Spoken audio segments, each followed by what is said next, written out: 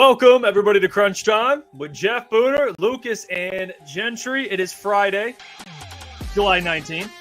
The day of Hope fraud. everyone's having a great day. Hope you had a great week. Enjoy an NCAA. If you didn't pre-order, it comes out today, so enjoy. Game away. I've been playing. Boone's going to get locked in. Trying to figure out some things.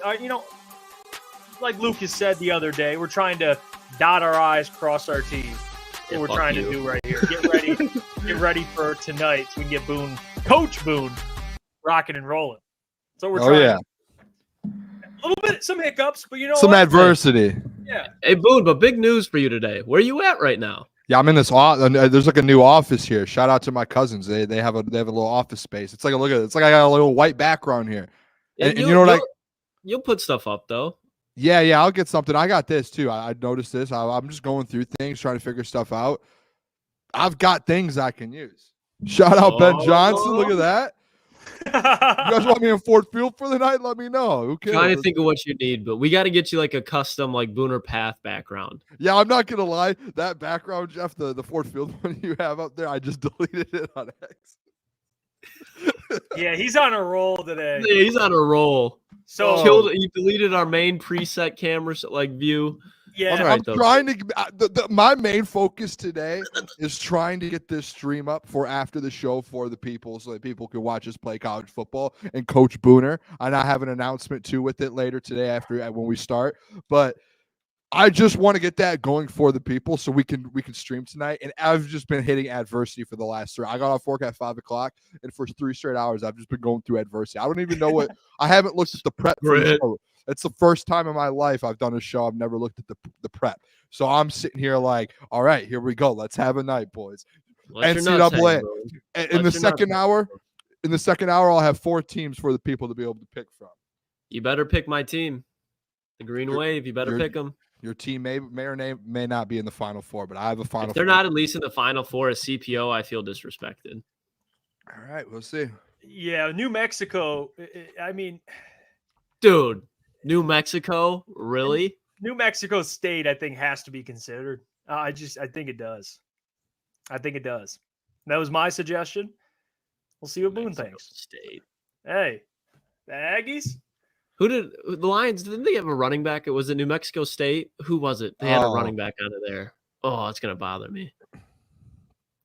I can't. Either way, we're going to be thinking about that forever. And it's going to be like the player I don't even think took a snap. Anyways.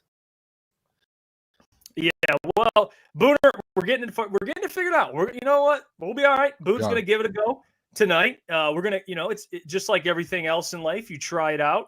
You learn from it. Whatever things may go wrong, we'll learn from it.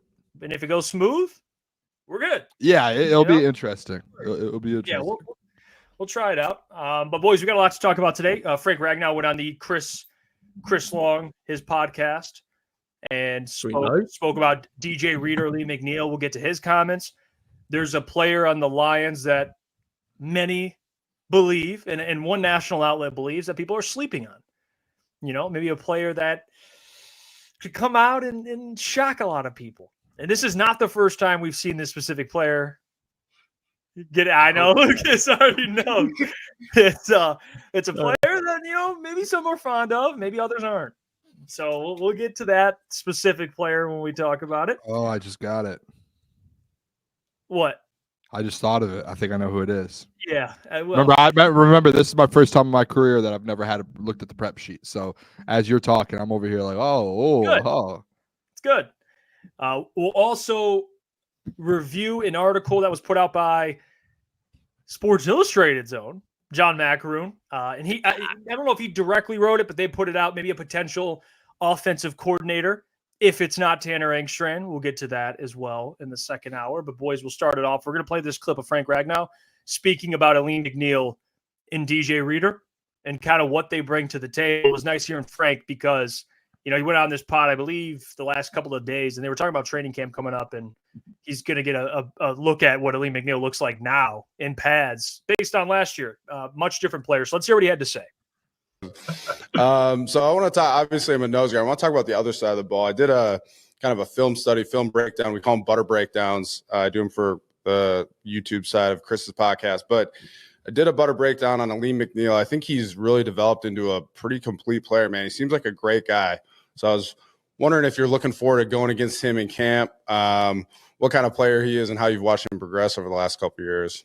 He's really talented, really talented, and just a great, like, since day one, he's been just a humble, like, just a pro. And it's been so cool to see him evolve. Like last year, he cut a bunch of body fat and really kind of leaned up, and you saw he was very dynamic, and he's just hungrier and hungrier, and I think he's going to get better and better. He's adding more and more little pass rush moves to his tool box or whatever, and it's been cool to see. But the guy works, and he can be that 3 technique. He's a pass rush threat, but he can also be that nose who kind of plugs things up at an early down. So he's a very special player. He moves well for a big boy too on a lot of the stunts. And dude, he's a big time baseball player, like a freak. Oh, really? Oh yeah. I didn't know that. You should look up clips. He was really good. I'm gonna check that out. We'll do a butter breakdown baseball edition. Check he's out like a freak show athlete, and he's a rapper. Like he's just a dude. Kind of everything he does is good. He seems like a great guy for the locker room too. Interesting cat. For sure. And then you guys added DJ Reader as well, kind of coming off an injury. We don't really need to talk about that too much, but I think that'll be a valuable addition for the defensive line for you guys. Yeah, I'm looking forward to seeing him. He's been a guy I've respected in this league for a while, and he just does it the right way. And everything I've heard about him as a person too has been phenomenal. So I'm excited to have him on the team. And then, the fact that he's just a really, really good football player. You put those two on the interior, it's going to be pretty cool. Yeah, and I'm sure you played against him when he was with the Bengals or whatever. I haven't played him. Well, you hear him there, and I guess, to Derek's point, he must be on a Lucas internet plan, at least when you're in the garage. When you're in the garage. Yeah, we've addressed the issue. We've addressed the issue. But no internet issues the last 20 minutes. And Frank's in the house. So hey, Lucas, you got him there. You got him there. But I didn't really hear anything that was false there. I want to add this because we talked about it the other day without DJ Reader potentially if Project Martin plays a lot more. Do you think maybe you could play Alim Mcneill at nose tackle and then put someone else alongside him, maybe like Levi Onwuzurike? Oh, here we go. Or Mekhi Wingo, someone like that, someone with that type of stature. Maybe you could put him at nose. If you're going to put Alim at nose, I think that's a perfect position to put Josh Pascal at the 3 tech. I mean, I know he's a little undersized, but either I get what you're saying. You could even if you put Alim at nose tackle, honestly, just because of his size, like even slide Marcus Davenport down there and put James Houston at edge. I think there's a lot of ways that you can do it, but at least while DJ Reader is out, I would still prefer Alim to be that 3 tech just because to Chris's point, like he's so good at doing both, and I feel like that's where he really flourishes. What about Mekhi Wingo? I mean, I'm fine like if Mekhi's in there, but I think Josh Pascal, like it's time to see what he's got, and I think he truly has shown glimpses compared to guys like Levi. I think Josh Pascal has definitely shown more. And I do think that he's a guy that can really show out, especially with Terrell Williams in there. So I'm excited to see what he can do. I think he's a guy that can create a lot of problems with just his speed compared to some of the guards and centers in the NFL. Yeah, he's certified supply chain professional, says Levi. Was Chris Sims' number 1 defensive tackle coming out. Oh, who does Chris Sims do a show with? Mike Florio. Yep. Mike Florio. It's not Chris Sims' fault. It's not Chris Sims' fault. Mike Florio. Yeah, I like. Hey, Mekhi Wingo has. He's going to be that. Well, depending on what happens with Alim, I assume they'd bring him back. But even so, even if there's an injury, he's someone that can definitely, be a 3 tech for you. I mean, he's got pass rush upside. He can play against the run. But honestly, shame on me for not even mentioning Josh Pascal. That's a great point. He's the guy that you put back there because of how well he plays against the run. But also, I think Josh has a lot more to give when rushing the passer. Boone. I think Josh Pascal should give you this year. He should give you 4 to 5 sacks easily. If he doesn't, I'm worried. I am. A 2nd-round pick. At that point, you're thinking it's probably a bust. I think eventually, like this is the year. It's like, hey, this is do you want to be in the NFL or not? Go out there and produce, or you're probably not going to be in the NFL after this year. Like it's almost as simple as that. Like you need something. If DJ Reader's out for a little bit, all right, some guys have to step. Like you're gonna have to step up. A 2nd-round pick, someone's gonna have to. I'm actually I'll wait for this because I know we might be talking some of this later, so I'm gonna hold off on that. I have another player, so I'll wait. All right. Whoa, another player that could play what, 3-tech, or what do you think? On the defensive line. Matthew Betts? No. Shout out to people. I thought he was about to say people love yes. Matthew Betts. Yeah, they do. I maybe Matthew Betts can play anywhere you like him. Maybe, Matthew's he's just different. Maybe you can drop him into pass coverage. Apparently, he can get back there in the zone, put his hands up. Very versatile. Yeah. As could say. Coach Walk says, how long is Reader out for? There's not like a specific time frame. I just, Jeff Risden talking about maybe Broderick playing early on. I can see a scenario where he's out the first game or two because of him still recovering. I don't think it'll be much longer than that. And he could play the first game of the season. Is it confirmed that he's even out that long? Like, is there a chance to anyways that he ends up? I think it's pretty, like, at least from what I've heard from Dan speaking, it's like pretty common knowledge, at least, that he's going to miss most of training camp. Yeah. The thing is, with DJ Reader, a veteran who's been able to piece multiple schemes, and he's going to have his head in the playbook while he's out. He's going to be out there at training camp, maybe not participating, but he's definitely going to be trying to get everything that Terrell Williams wants him to do, as well as Aaron Glenn. So he's a guy that you can probably put in there relatively soon when he's ready to go, even though he hasn't played with this team. So I could see him, to Jeff's point, being out week 1 or 2, but I could also see him just being ready week 1 if he's good by the end of camp. I wouldn't want to push it, though, because DJ Reader, and I've said it multiple times, and I know you guys agree, DJ Reader in the playoffs is a much different DJ Reader than in the regular season. He's not bad in the regular season, but in the playoffs, if you watch those Cincinnati Bengal runs, like the defense, as far as what Logan Wilson and Trey Hendrickson were doing, it was because DJ Reader was causing a mess in the middle of that offensive line. So that's where he needs to be healthy. So if he's got to sit out 1 or 2 weeks to avoid that quad injury sneaking back up on him, then please do it. Mm-hmm. Yeah, he's a player that, and especially just the Lions in general, like you nailed it. He's a player you want in the postseason. The Lions, you're not really. I mean, yeah, you want to start off and play well early, but if you don't have DJ, I mean, you have one of the best rosters in the NFL. You should be able to still win the game. I mean, they didn't have him last year. They had Benito Jones, and they beat the Rams. Yeah, I'm not too worried if DJ Reader's out. I think it's like having DJ Reader just makes you that much better inside. Like it just helps you out. Like you were able to do it with Benito. I think there's guys that you have guys on this roster that are you need to step up, and it's like eventually they're going to have to, and you've been waiting for it. So I think it actually gives guys opportunities. What it will do, as well as we're just because we're on the point, like with DJ being out, like that's obviously going to affect the run game. So I think we'll see a lot more especially against the Rams and the Buccaneers week 1 and 2, you're going to see a lot of those 3 safety sets with Kirby, Iffy, and Brian Branch all out there, because you can keep one of them in the box and 2 of them for coverage. So I think that's going to be a lot of that the first 2 weeks without DJ Reader. Yeah, and if Alim Mcneill plays as well as we all expect him to this season, then, I mean, especially that first game, you're not going to have DJ, but, I mean, we're expecting big things out of Alim, and I think Frank kind of talked about that a little bit there with just his potential. I mean, he's a guy that should get you anywhere from 6 to 8 sacks this season, potentially more. I don't know if he'll be a double-digit sack guy, but he should get you 6 to 8 sacks easily. I would have in a contract year. Not that players are going to say it doesn't matter. It always matters. I mean, that's something that you want to play well no matter what. But you got. I mean, if you're a player in a contract year, it's going to come up in your head sometimes. Or like, I'm getting paid at the end of this year. I gotta go all out. Yeah, I mean, honestly, guys, I don't know. I would have loved to hear Frank Ragnow talk about these edges, to be honest. Like that, I know he was asked about the interior, but I would have loved to hear what he thought about Matthew Betts potentially.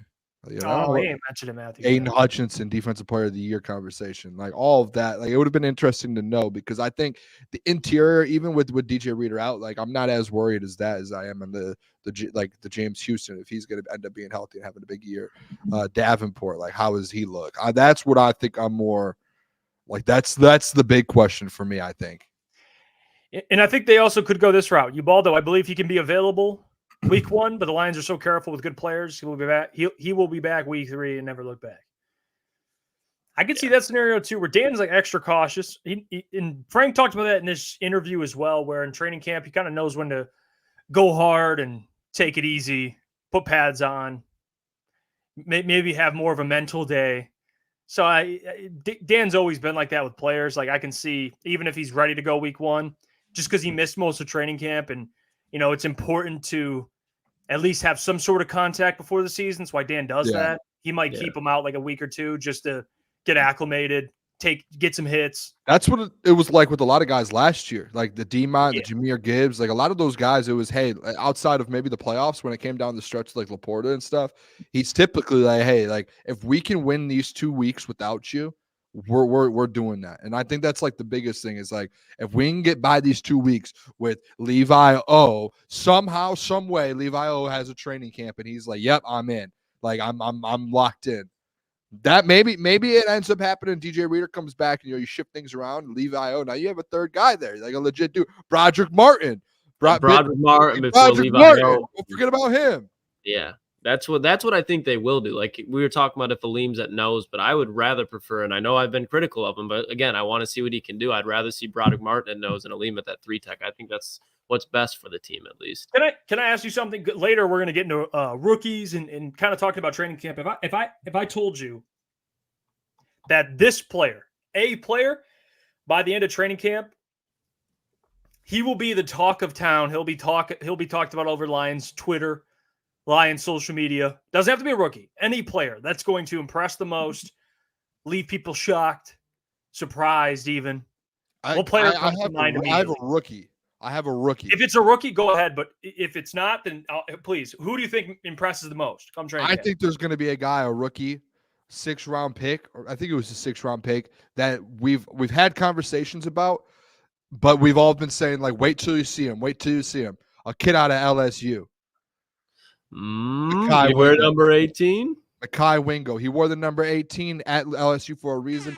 I think I saw pictures of him. He was at some sort of pass rushing camp this last weekend, and it looked like I cannot remember who wrote the article. If someone knows this and remembers this is me today without notes. This is a Booner without prepping. But I saw someone write an article today about how Mekhi Wingo is potentially going to maybe go outside and play on the edge a little bit more. And in these pictures and at this camp, it looks like he started to slim down a little bit, and he looks like he's in really, really good shape. And that's where, like, I think right away, one of my favorite players in the draft outside like a Terrion Arnold, but a guy that was drafted outside the 1st and 2nd round when we did all the draft coverage, Mekhi Wingo was the guy instantly, like, caught my eye. I'm like, we need edge rushers. We need defensive linemen. And if he can kind of convert to one, he plays both. But if he can just convert to an edge rusher, the mindset he has and kind of the motor that he plays at, it is something that you're kind of sitting there going like, yep, that could be another Brad Holmes steal, because he's a Dan Campbell guy, plays with a very, very high motor, and he just goes. Like, he wore number 18 at LSU for a reason. It's because the captain and the best player wears that number, and he was given that number for a reason. And he's a guy too. Remember this. Don't forget. He was injured last year, very well knowing he was going to the NFL draft, and still decided to come back to play in the bowl game with his team. When typically guys do not do that. Typically they're like, hey, I'm injured, I'm done, I'm just going to go work out and get ready for the draft. He came back and rushed back for injury just to play in a bowl game, and he didn't need to prove anything else. Like, he was already going to get drafted. So I think that was an absolute steal. I think Mekhi Wingo is going to be someone, once training camp gets going and preseason gets going, there's going to be conversations about him like, hey, this might be a guy that steps up. Okay. Interesting. Very interesting. Thank you. I mean, I honestly, like, when I watch Mekhi Wingo's tape coming out of college, I don't know how he's a 6th-round pick. I think if you look at a lot of the guys that were picked as projects that are potentially could pan out in the 3rd, even like guys like they take with Broderick Martin with the Lions. Like, if you look at, if they say theoretically they're in the same draft class because neither really play, this is going to be Broderick Martin's first season, I would take Broderick Martin, or I would take Mekhi Wingo over Broderick Martin. Now, obviously, they play a little bit differently, but just as a rookie, I honestly am really excited to see what he can bring, because I think he's a guy that day one can be better than the Levi O of this team. So I think he's a guy, to your point, Booner. I don't know if he's going to be blowing up the Lions Twitter is like, oh my God, this is a monster, at least in training camp. But I think down the road, that's definitely a possibility with this guy. I just think there's going to be so much hype with Alim there that if he has any success, it's going to kind of steal the show. But that's not taking away that Mekhi Wingo can still be very good in training camp. I'm really excited to see what he can bring, because he's a guy that is a nose tackle. That's where the NFL is going, because he's athletic and he's a little bit undersized, but he knows how to use that to his advantage. I mean, Mekhi Wingo should have been a top 100 pick. Same with Christian Mahogany. I don't know how they both fell to the 6th and 7th round of the draft, or both 6th-round picks, I think. Both 6th-round picks. I think Mekhi Wingo is going to be a very good player. I think it's a great insurance policy, depending on what happens with Lee McNeil. Even regardless, he could still play on the edge. So, I like that pick. Lucas, I'll go second because the thing I struggle with is hard for me not to say Jamison Williams. I think he's going to be like the talk of town during and after training camp. Even when we go there, it's all going to be JMO hype. But I'm going to go with a different wide receiver. The boy's going to say, I think I know what you're going to say. It's going to. I think people finally know exactly who it is. I didn't say Peoples Jones. I think people finally, not all people, but some people will finally be reminded about Donovan Peoples-Jones. So he did double down on Donovan. Yeah, he's doubling down. Reminded? Yep. Reminded of what? The last 2 years? That, mini camp, OTAs. Booner doesn't like people that. are quick to, say, oh, this guy stinks. Or, he's coming along slow. Maybe he's not what we thought he was. The Lions re-signed him. Okay. They re-signed him very early, barely played last season. They obviously like him. I think by the end of training camp, people are going to look at DPJ and be like, okay, he's what we thought he was. Very, very reliable wide receiver 3/4.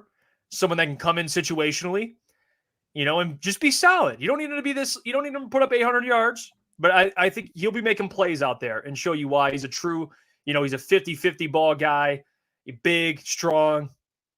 And I think you're going to see a lot of DPJ plays in training camp. So, I'm doubling down. All right.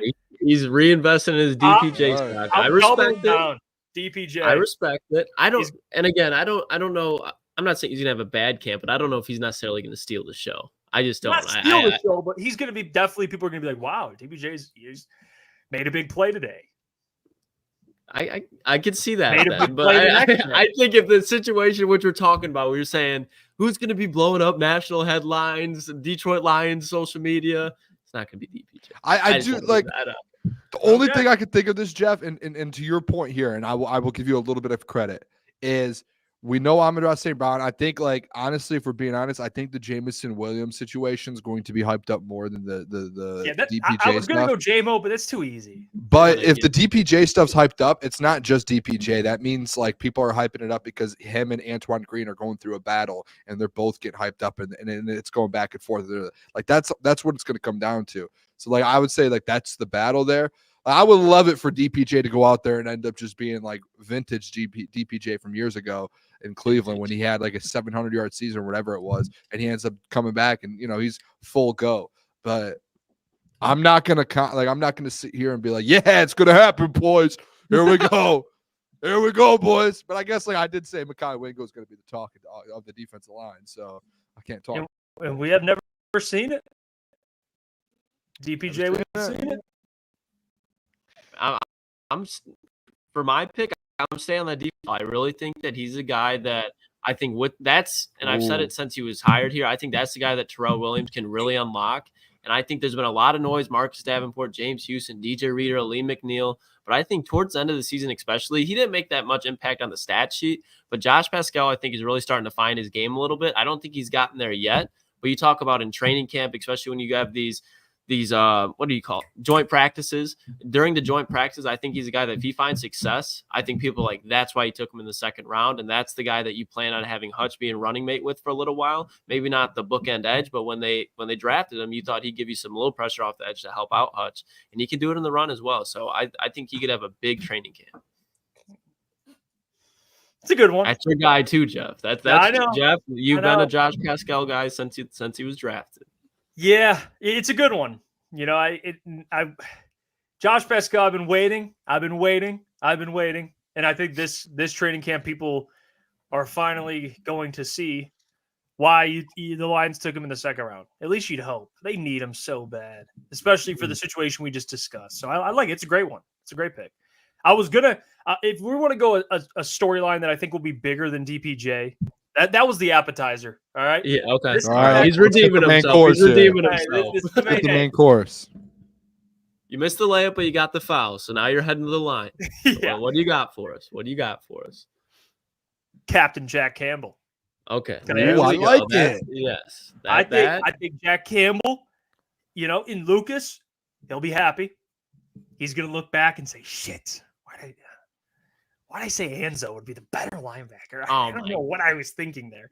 Jack Campbell at the end of training camp is going to be an absolute machine. You're going to see, Jack Campbell picked off Goff in practice. Oh, he tackle for loss. Oh, a sack on Goff. Oh, he's deflecting passes all over the field. I think Jack Campbell, DPJ, I think will remind everyone, hey, he's a solid wide receiver. I think Jack Campbell will remind everyone, hey, you drafted me at 18. I'm the best linebacker on this team. Hey, it's a fair take. I agree with all of it, except I don't think he leaves training camp just magically better than Alex Anzalone. I don't think that's the case. I think both Jack Campbell, Alex Anzalone will both be very fine to elite linebackers for this Detroit Lions team. I'm excited to watch them all year. This dude Klotz is dying on the wrong hill, man. I hate to see my guys go down like that.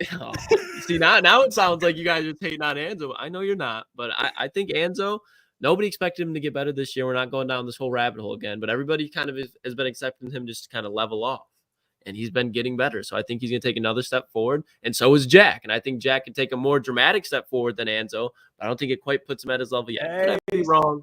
Absolutely. He has all the potential to prove me wrong. I'm just high on Anzo. But I do think national-wise, I was thinking Brian Branch too, but he's already kind of known around the league. Jack Campbell's that guy that if you do have him going off and then you do have Aiden Hutchinson, you have Alim McNeill making noise, Jack Campbell's, I think, going to be the guy that kind of cements this whole defense. And between him and Anzo, they're both going to be tone setters. Mm-hmm.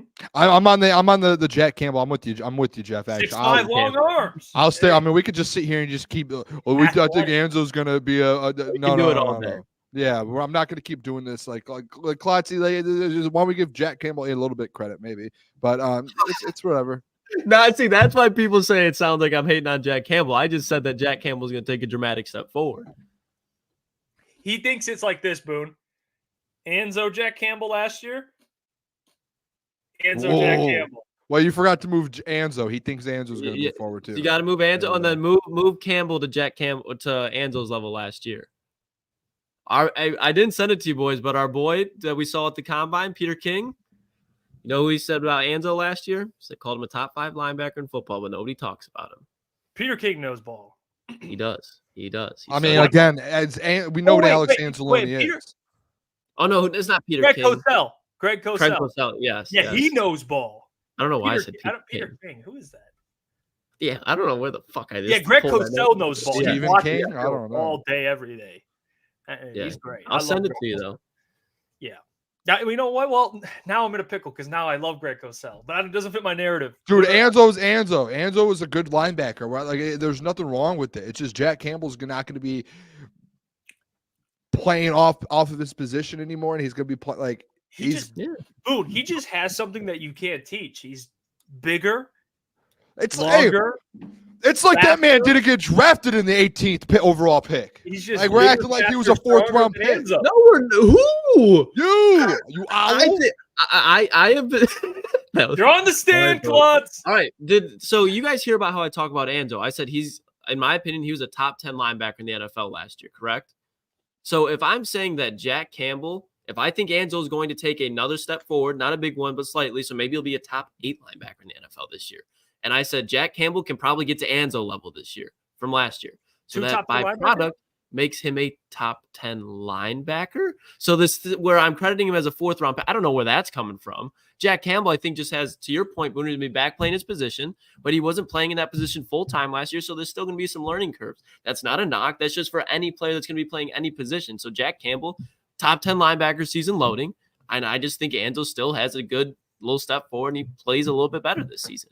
He's a very polished veteran that's somehow improving his game because when he's in New Orleans, he wasn't starting. He was kind of rotational linebackers. He doesn't have that much tread worn off of his tires. So he's a guy that's probably going to play till he's 32 or 33, but he might not have to if he wins the Super Bowl.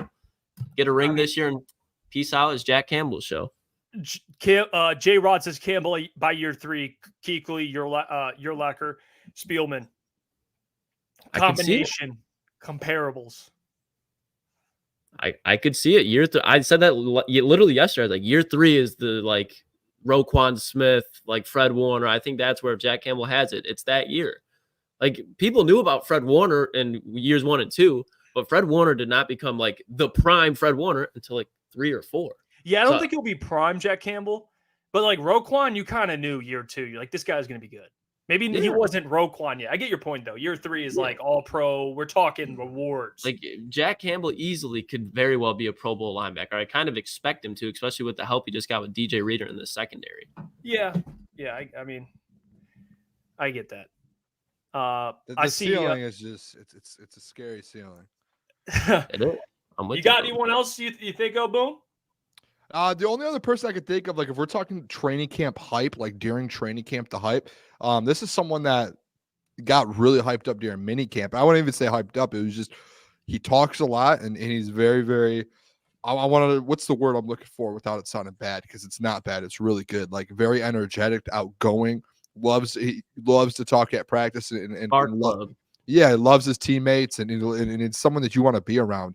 That's Terrion Arnold and people love, like there's videos coming out of him through mini camp when media was there once a week. And they were constantly putting videos out of him because he was just constantly talking. He was dancing, having a good time. And then at the same time, he's getting pick sixes.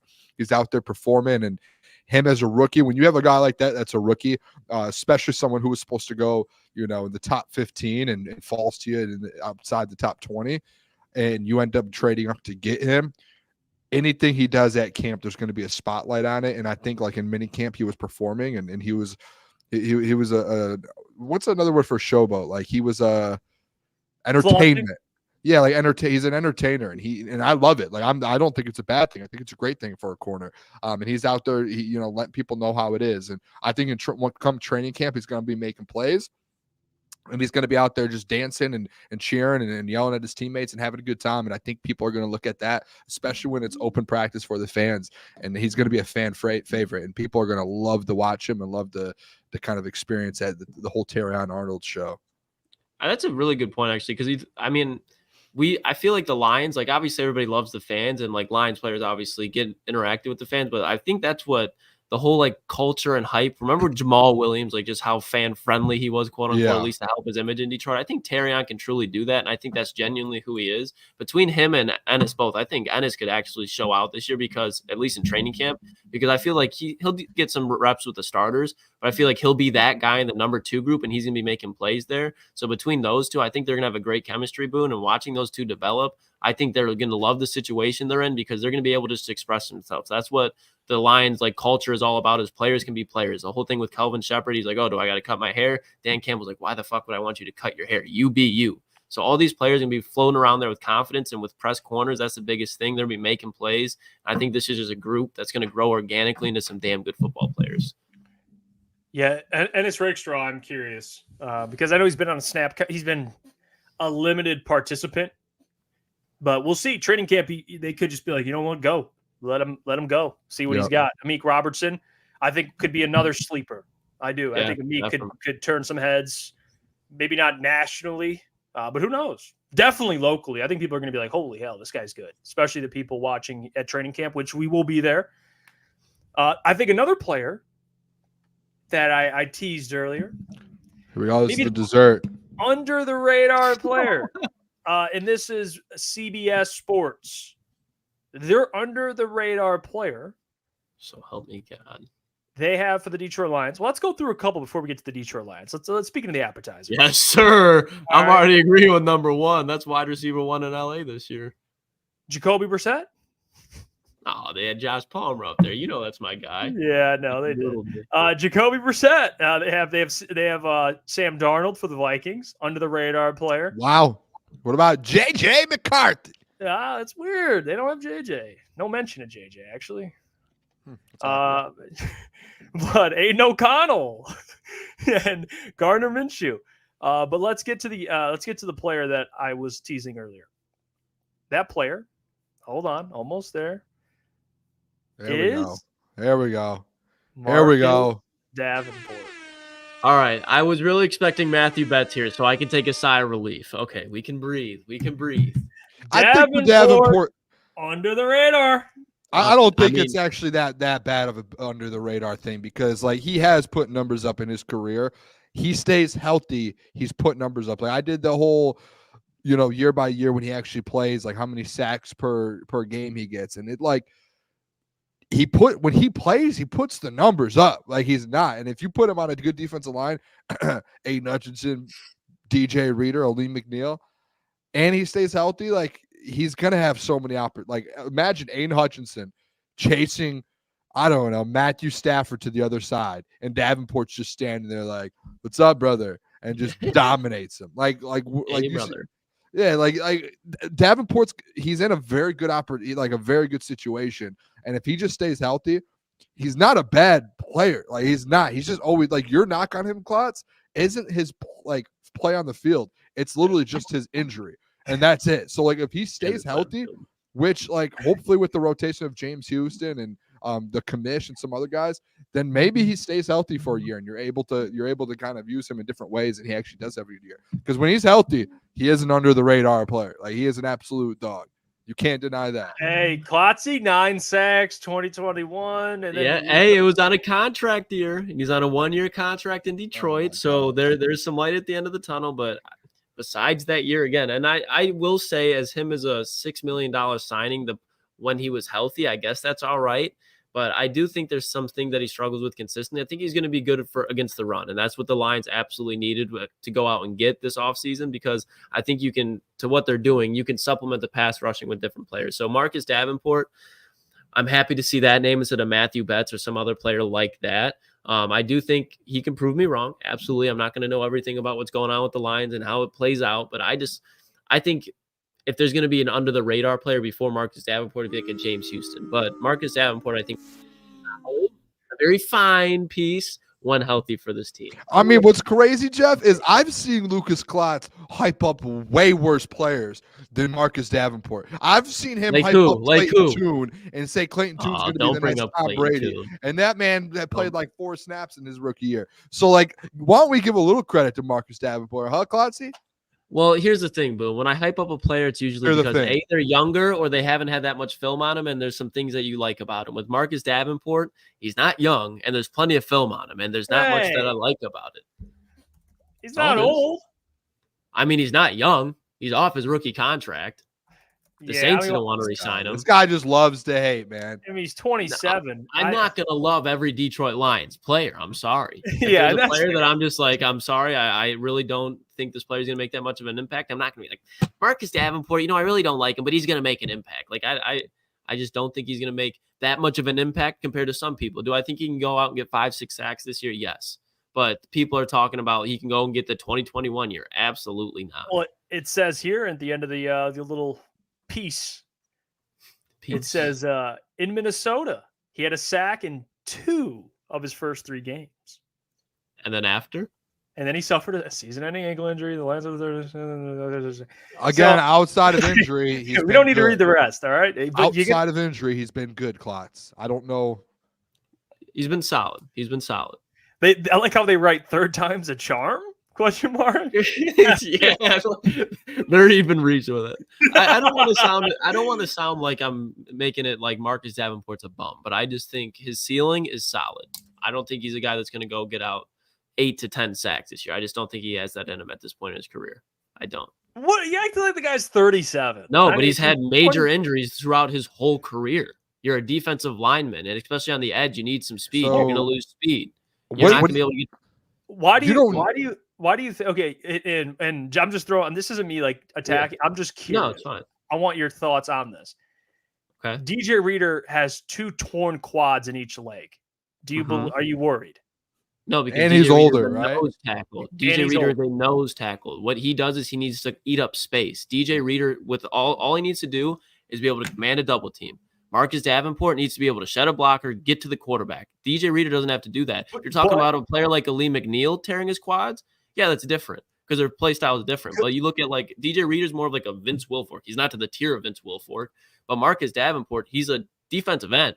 Like you need to be able to bend, you need to be able to be quick on your feet, but also strong. You're going to be facing much more leverage when you talk about an offensive tackle compared to a center or a guard. True, but I can also argue that Marcus Davenport has never been a finesse kind of guy. He's just like an absolute power rusher. And he's not going to have that much power. Like your power, especially when you're a defensive end, it comes from your legs. This man has had leg injuries. I mean, this guy's just looking for something with Marcus Davenport. This is like this is just literally how like the human body works and how it translates to football. Like when you see edge rushers go down numerous times with injuries, they don't get better. Like name me a defensive end who suffered 2 to 3 major injuries and gotten better. Like even JJ Watt, like great player. When he started suffering injuries, this is where a little bit to where this is where I have to stop you and halt you, because right now what you're doing, and I don't like come on, Klotzy. What you're doing is you're questioning the one almighty Brad Holmes. And Brad Holmes knows whether or not Marcus Davenport is ready to go. You are questioning that man. So like I said, do I think Marcus Davenport's going to be a terrible player for this team? No, I think he'll be solid at best. I think that's exactly what Brad Holmes expects him to be. I don't think Brad Holmes thinks he's a problem solver, or else he wouldn't address that there's a problem at this defensive end room as far as upper end talent. I don't think Dan Campbell would say, yeah, we could probably add to this edge room. Like they're looking at the defensive edge, and if they thought that Marcus Davenport was the problem, they wouldn't be doing that. Like there's injuries like do matter, especially for linemen when you're trying to beat somebody off the edge. I just think like, and I know Brad last year, the only one thing I knocked Brad on was going into last season, and he had the press conference and said, hey, like I feel comfortable with the defensive line we're rolling in with this year, with the Aquara brothers. Don't know why he thought that was good with a Levi. I did like Julian. He was back. Yeah, Julian. Yeah. The couple sacks in the preseason game was really sweet, dude. Really loved that.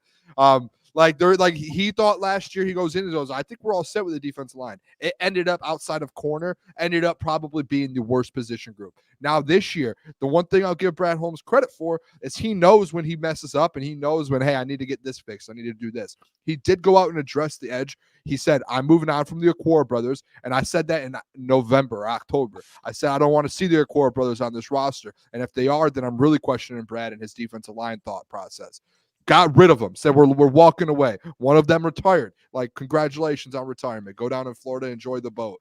But he went and got Davenport to replace him. He knows James Houston's about to be healthy. The commish. What do I say about the commish all the time, Klotzy? The commish is a guy to where last year he was starting games on the other side of Hutch. He is not a guy going out there getting all those snaps. Like, that's not who he is. He needs to be a backup, and he's elite at coming in certain moments and making big plays, and that's what he does. That other side is by committee, and I think if you throw that in there by committee, I think Marcus Davenport takes the injuries a little bit more out of it, because you have an elite defensive line next to him with DJ Reader, Alim, and Hutch. And then you're able to say, hey, like we have James Houston who's going to be running there. We have the commish. Hopefully Mekhi Wingo steps up and can move outside. Like, you have so many options to where I don't think it's like, hey, Marcus Davenport has to be your number 2 edge rusher, and that's it.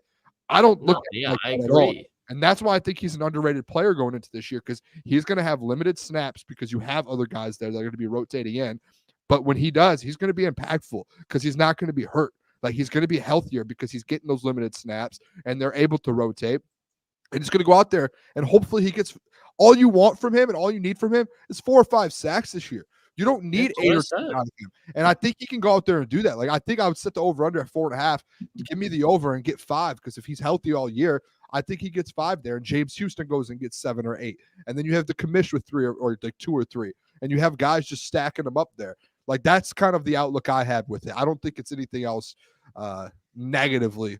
I mean, I don't we just said the same thing, Booner. Like, that's I said 5 to 6 sacks. And yeah, but I just, it's like you is like the injury is gonna hurt him, and it's not gonna hurt him this year because he's committee. Or injuries carry over, though. It's not like I'm saying he's gonna get hurt week 3. What I'm saying in that argument is major injuries linger over for the rest of your career. It's not like you just tear your ACL and it doesn't affect you. Now, I can't think of what he did off the top of my head for his injury, but it's not like, oh, you bring up all the time Aaron Rodgers with his Achilles.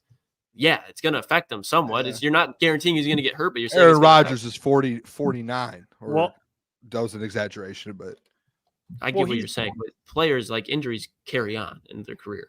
I have a list of Davenport's injuries. You guys want to see them? Yeah, bring them up. I think it'll be a fun little exercise. It's a Friday. Let's look at this. All right. This is dating to when he was first in the league. So you have 2015 shoulder injury, missed just 1 game though. So hey, a little banged up shoulder. He had a hand thumb fracture, which required surgery, and 3 years later. And it seems like 2018 to 2021, it's just been a bunch of injuries. I mean, 2018 mystery games with an injury to his big toe on his right foot. A Liz Frank fracture. That's tough. Oh, yeah. That's not a joke either, to Lucas's point. I mean, I get that. Sustained a foot injury, underwent season-ending surgery in 2019. He missed 3 practices due to his elbow. I mean, that's not really bad. I mean, this guy just keeps breaking things in his feet, dude. Yeah, it's really the foot. The toe, the Liz Frank, a toe sprain, a concussion, which, now in today's NFL, they don't really care. Even though it's very important, but pack, shoulder, it happens though. Yeah, it does happen. I mean, these are all just like this dude just keeps getting. It's just like his foot. It's really his foot and his shoulder. That's and that's why he wears that. He doesn't even wear like a brace. Like he wears like a brace when he plays. So, yeah, So it seems like a very common. Big guy, 6'6", 230 plus 40 plus pounds. It seems like it's just, hey, you're a big dude like that, carry a lot of weight. His foot, and then he had an ankle sprain pull, which he injured his ankle, and then I believe he had surgery.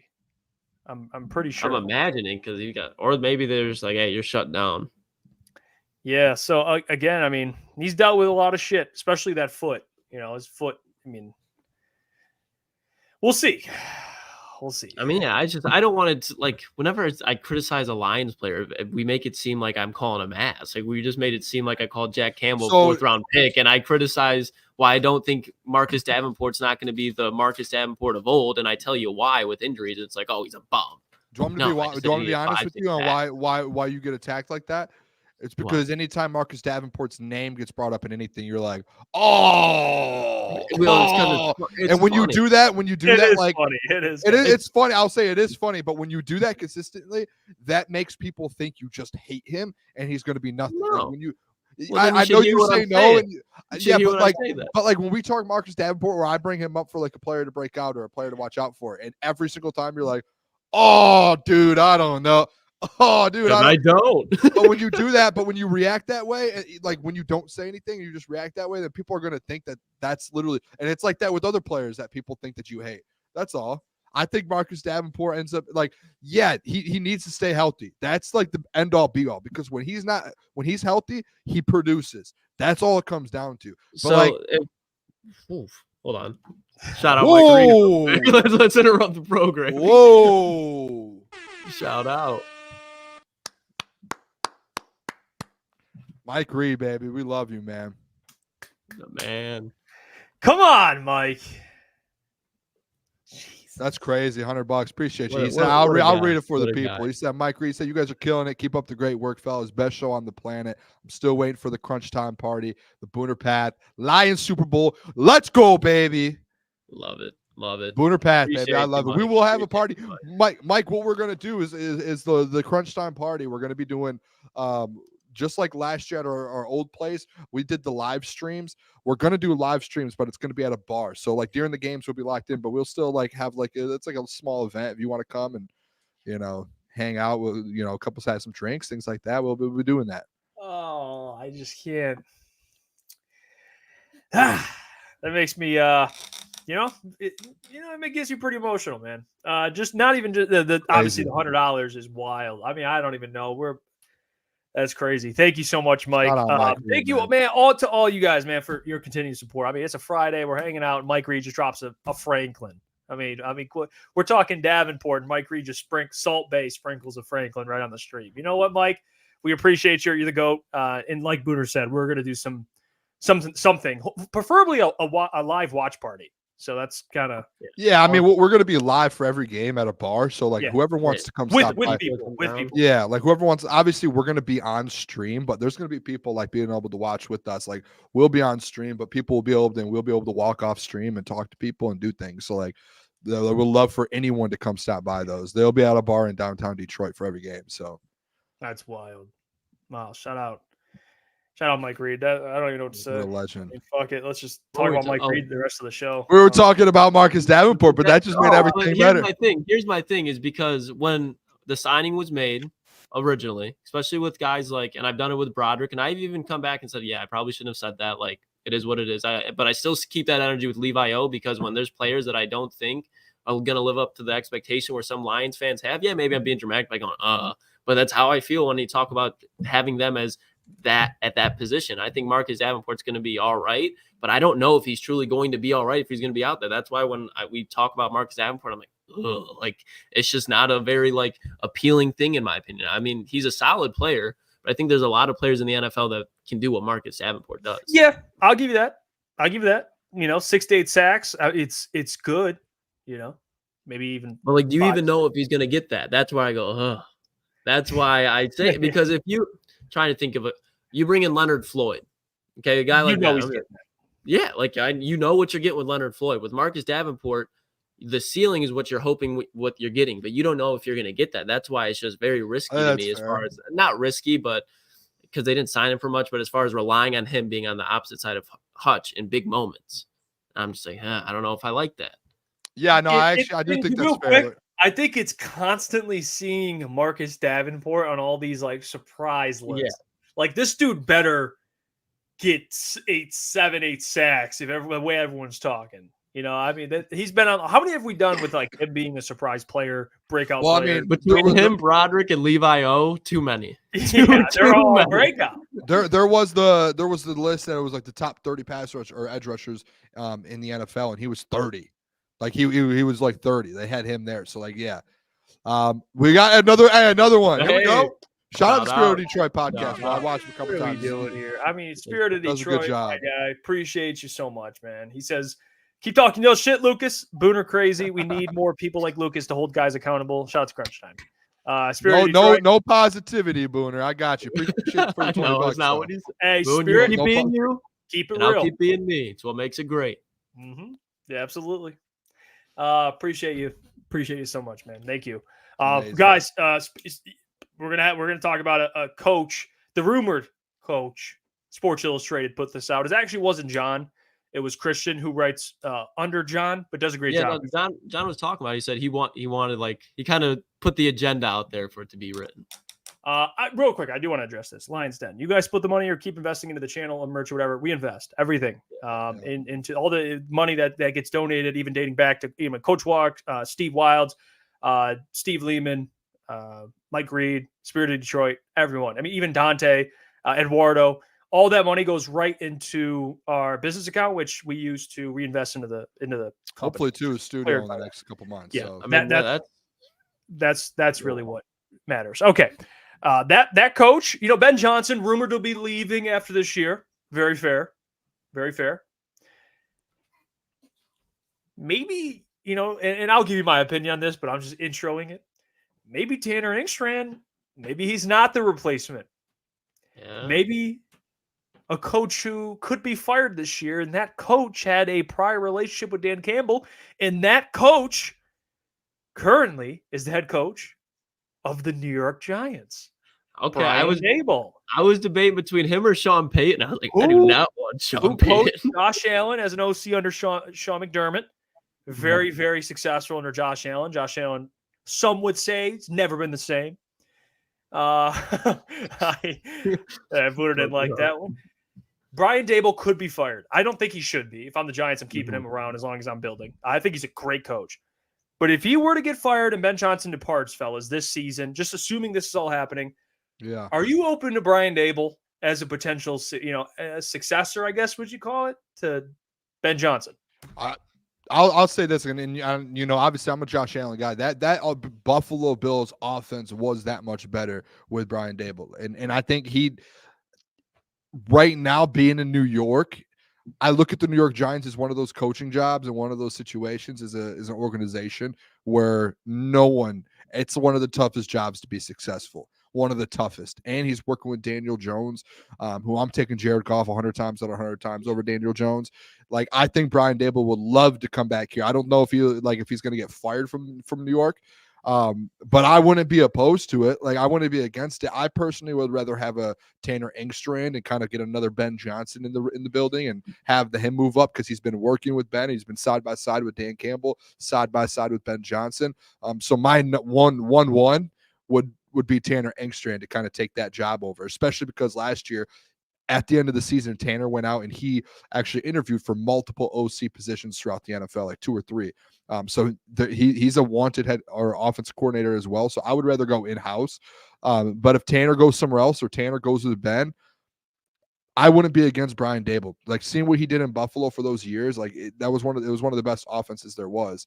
And Josh Allen was rolling. And then when he leaves, you obviously saw a little bit of digression, not from Josh Allen, but more so just the offense in general, offense as a whole. So that's kind of it. I would not be opposed to it. I'll say that. I'm not going to say like, yeah, lock it in. I would rather have Tanner Engstrand personally, but I would not be opposed if Dan brought him in. I mean, the only negative about bringing Brian Daboll in over Tanner Engstrom is that man Brian Daboll is going to get a head coaching job in the next season because he's going to come in here and absolutely light things up. I think what he does, as far as you look at what he did in New York with Saquon Barkley, and they've really had to turn into a run-first team. That's the Lions' identity. So I think he'd be able to step in here, and I don't know about Ben Johnson level offense, but I think he would easily be able to turn this offense into another top 5 offense type of year. But he's going to be gone. So to Booner, your point, I hope they stay in-house.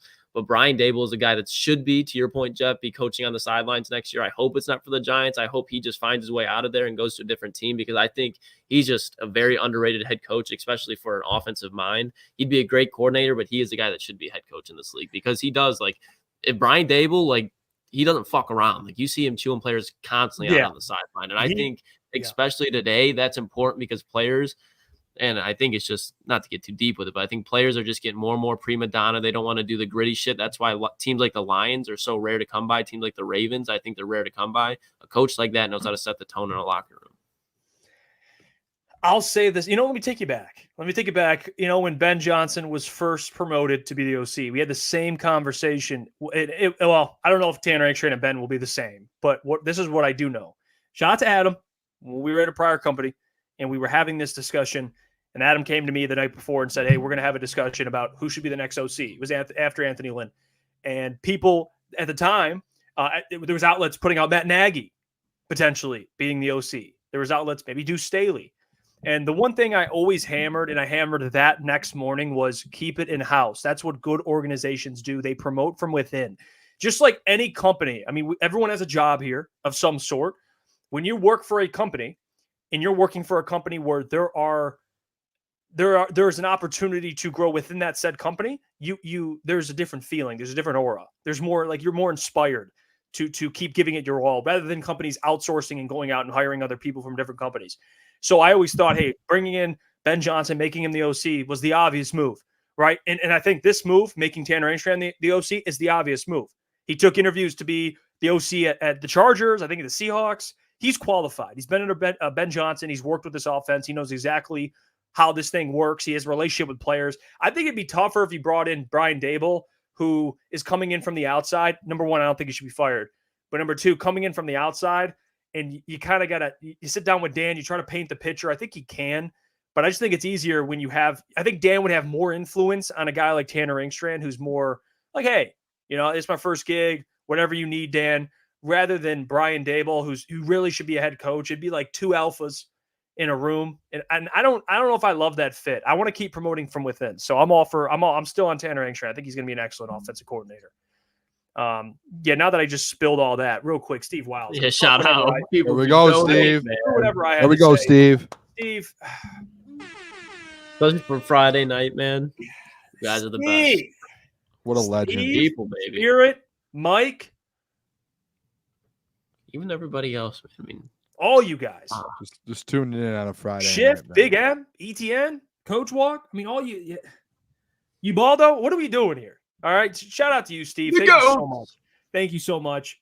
We appreciate it. Hey, quick question. I just want to know. Huge, as some would say. Continue. I'm in a different space over here, and my mic always was really good. And I was in like a spot that didn't have an echo. I can hear an echo now. Does my mic sound the same as it usually does? Yeah, like people usually are like, you don't sound different.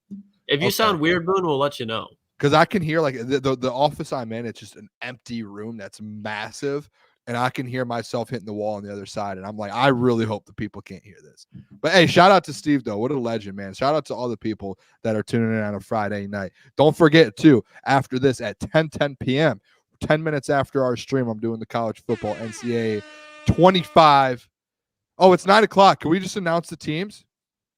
Yeah, Yeah, I go kind of through want it. to get into this. Boom. Jeff, I sent you. My sent green you over, wave better be on that fucking. I Final sent you Four. over on Slack the picture of the. It's essentially going to be our thumbnail, but it has the 4 teams. We'll have the people vote right now on what college you should choose. Can you pull the edit Yes, up? I can. Shout out Gentry for right making now. this. I'll pull it up right now. And then we'll get back into some Detroit Lions talk. But I will be doing that after the stream here. We're trying to figure out a little bit the internet on it. It was lagging before the show, but we got it going. But here we go. Shout out Steve, man. Shout out Steve. 5 memberships. Let's go, You know Steve. what? Hold on. I gotta match this. Hold on. Hold on. Oh, Keep talking, Boone. I gotta throw another 5. So shout out Steve Lehman, man. I gotta get He's 5 been on it. forever. Let me put a little. Hold on, real quick. Not trying to go here. singing. I got 5 Start on singing, it. Jeff. Yeah, I'm trying to work on my vocals. There's another 5 real quick. All right, continue, Boone. Sorry about that. All right, so what we're doing the NCAA stream after the show here. I'll be live. Maybe the boys will be on. I don't know if they'll be able to be on screen with the game going on, but they'll be in, maybe being a little pass game coordinator, and you guys can hear them talk in the background.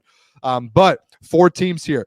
Coach Booner. It's not going to just be Coach Booner as well. I want to let the people know this very, very clearly as well. I have to have a first name and I have to have a last name, and we all know my first name is Booner. There is going to be a twist on this. Booner Campbell, Dan Campbell's protege, Dan Campbell's long-lost son, and I'm going to end up winning a national championship at Texas A&M. That's the long term. I am a Texas A&M grad, and we are going to have grit, and we are going to be just like we're going to be the Detroit Lions of college. So football. this is before Holly Campbell. This is like when Dan was. This was at Texas A&M. Dan Campbell met someone. And they got something going. One that got away. And I ended up being his kid, and now I'm like, hey, my dad's a coach in the NFL. I would like to follow his footsteps. Booner Campbell came out, and Booner Campbell is alive. And the 4 teams that Booner Campbell will be giving the chat. Everyone in the chat's going to have an opportunity. Jeff, I don't know if you can make a poll. There's 4 teams. I know some of the boys gave me some options, but I went out on my own and got a couple too. First team is San Diego State. I don't know what it is about the Aztecs. Maybe it's Kawhi Leonard. Oh, Albaldo. This is nuts. Shout out Albaldo, Barragon, man. Well overdue, fellas, but you guys are doing it for someone in Washington State. Oh, I should have picked Wazoo. I can't do Wazoo because Coach Doug's is doing Wazoo. Or else I'll do Washington State. What the fuck? Man, this is crazy. Bro, this is crazy. It's Friday night, man. What a Friday, huh? Hey, carry the same energy in the Boone stream later. Oh, we will. Campbell, we will. baby. Second team here. So we have San Diego State, the San Diego State Aztecs over in the Mountain West. Also, Boise State. I grew up loving watching Kellen Moore, the little lefty on the blue turf. Picked Boise State. Want to do Boise State. Also, I know Arizona's in the Big 12 now, so it's it'll be a little bit more of an exciting stream being in the Big 12 because you're playing big teams. But Arizona, I think, just a smaller program in the Big 12, probably at the bottom, looking to make their way up. They got my boy T-Mac though, Boone. Yeah. Oh, yes. I can play with that. He's a dog. And then the last team is Klotzy's Tulane Green Wave, man. I like Tulane. They have some nice jerseys. They're down there in New Orleans, where Dan Campbell was resided at one point. So that could have been where you were perceived, Booner, or conceived, I could say. So Tulane. So what we're going to do is we're going to put a poll up. Jeff's going to put a poll up. All 80 people in the chat right now that are watching us, you guys are able to choose who. And by the end of the show, whoever's winning, that's the team I will become an OC for. And that will be the OC. I'll order some gear and I'll do streams probably 2 or 3 days a week. I will say this. The team that we pick now, I probably won't stay with forever. I'm going to end up moving my way up. So I will order some gear though, and we'll have a stream weekly, a couple days a week. Boner, if you wear some Tulane gear, please, I'll throw you some. Buy me some. Their colorways are so nice. They have some of the best uniforms in college football. I'm pumped though. We've got the whole setup. Hopefully it doesn't glitch and lag as bad as it was earlier. But we're rolling. Booner Campbell is. I'm ready to roll. I've got a visor, ready to go. Well, let's look at we got the live poll here. Oh, Tulane. Green Wave, run it up. Tulane, give it to Tulane. Tulane is currently winning, unless there's maybe a stretch where people are voting for other schools. But I Tulane. Oh, There we maybe go, Boise. Come on, Boise. Come on, Boise. No. This is Give a it to battle right here. Dan boys. Campbell, Aaron Glenn, Alex Anzalone, all from New Orleans. Oh, there we go, Boise. No, come on. If you're in the chat right now, drop a vote. There's 22 votes. We got to get this up. It's between Boise and Tulane. Derek Lash put there. Once our stream goes down here at 10 o'clock, we have to create a new stream because we are live right now. We'll have to go. It'll be up within two or 3 minutes of us kind of ending the stream. We'll have a brand new stream up, and we'll be ready to go. We'll probably be live by like 10:05 or maybe just after that. If you guys are playing, man, turn on the stream and play. And play with us. Just play while you watch us. We're testing it out. We'll go up to what, 40 votes, you think, boys? No, just let it roll for the next hour. Just keep it up. Just let it roll. All right, I'll leave it up. Let's do the show here and let the poll go. This isn't a fake poll. This is real. It's a fake poll. Yeah. Klotz is over there like, stop the votes. Stop. Fake votes. I'm gonna vote on my account. I swear, dude, every time you make that joke, I think we get flagged. Like I'm not even kidding. Like not like in a bad way, not a bad way, but like it's just a quick fix. But every time it's like your stream is being reviewed. I'm like, for what? Yeah. I'm like thinking. I wonder if YouTube's like they hear fake votes and they're like flag. I think you're right because we got flagged the other day on a live stream and I had to go in and I don't like that's wild if that's actually real. I don't know if that's real, but I'm gonna check. Watch the stream. We'll say it like we said it a couple times. Wait, we'll check it after. We'll see what happens. It's YouTube, man. Yeah, well, we're not. I'll probably as well. I'll probably be live for like two or 3 hours. I'll be live all night. Woke sports. Yeah, woke too. But yeah, I mean, right now, we're gonna put them. I'm gonna leave this up. I mean, Boise State's in the lead. Get it, and San Diego State's making a little run. Like, come on, Tulane. It's either Tulane or Boise State. Don't let them go to San Diego State. Like, just like a boring. The Aztecs. Hey, Boise's a good one. Boise's a good one. I don't hate the Boise one whatsoever. Tulane or Boise. That's the one it's got to be. Yeah, Booner from Boise State. Coach Booner at Boise State. Coach Booner Campbell from Boise State. Yeah, that's the green wave though, Boone. You got the Kool-Aid. You can get the green Kool-Aid for the Tulane green wave. Mm. Marketing idea there. It all according to CPO. I'm always thinking CPO. Yeah, he is. That's a pretty innovative guy. You know, real quick, just a little off topic. I noticed. I think Klotz and Jeff just have matching haircuts. Yeah, I mean, at the core of it, at the foundation, sky's blue. I don't know what you want. I mean, that's been there. Is the sky always blue? What about at nighttime? That's fair. Well, at somewhere else, it's blue. The sun's up somewhere else. Now here. Does a grizzly bear shit in the woods? Is that not work? Always? What about the grizzly bears that live in the zoo? Okay, well, they don't live there by choice. I'll tell you that. They don't live there. Hey, I'm just answering your questions. I mean, they probably have a fake woods exhibit though. I'm just answering questions here. Derek. Hey, Derek says I'm not a gamer, but I'll support you. Shut Derek. I will. Let's go, Derek. 10:05. Coach Booner, the debut. And it's going to be a great stream too because guys, you can ask these fellas. This isn't going to be me going on there winning 50-0 and going 12-0. I'm not the best gamer whatsoever. Like I'm actually bad at He's shaking the rust off. I might end up being 6-6, and we got to get the boys ready. What if you get fired, Boone? I might get fired, and then I could go over to Tulane. Like I might get fired. We don't know. This is going to be a journey for everyone. Over to Tulane? Okay. Yeah, just to give people some background. I mean, if me and Lucas play, we'll like fight whoever gets Booner. Like if you're playing 2-on-1, Booner. But no, I don't want Booner on my team. No, I don't. I'm just sitting over there like Boone. But you know what you do have that no one can take away from you. What's that? You know what it is? It's grit. That's what you got. Fucking grit, heart. Remember that game we beat Jeff? Heart. You were the running back, and I just kept feeding you, Boone. Kept giving you the carries. You kept making plays. It's strategy. Got heart. Being smart. It's you gotta put. I think the thing is Boone. Me and you don't even have that. Like I don't think we've lost that much from me and you play. I think the difference is when you have Coach Iafrate and Coach Klotz, one can identify a player's strength and weaknesses a little bit differently. And I think in my system, I can identify the dog in you, the grit. So I put you in a a gritty type of position. Jeff's trying to run you on post routes and comebacks. Like that. Yeah, I'm more Shanahan. Realistically, I'm more Shanahan. It's a little more complex. Realistically, this is what happens. What happens is Classic goes Johnson. Booner run this route, run an out route with the tight end, and I run an out route. I'm lined up on the left side, little Lucy action, and guess what? He throws it to the. He doesn't even look at the left side. Distraction. Get him out of there. He doesn't even look at the left side. He's all his game plan the whole time was the two guys lined up at the right, and I'm over here running an out route to the left. He's rolling out to the right. I'm all the way up. I'm 50 yards on the left Booner, side. But who's scoring the touchdowns? You always got the touchdown. Booner, you had 4 touchdowns in one game against Jeff. That was the computer.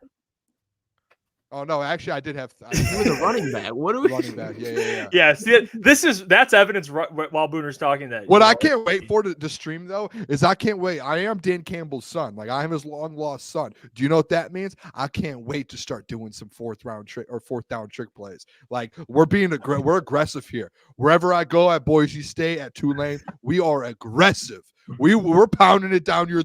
We're pounding it down. We're pounding it. Just stop. You're about to say it 3 times. You're like, you got 1 word off, and then you got 3 words off, and then you just stopped. Chill out.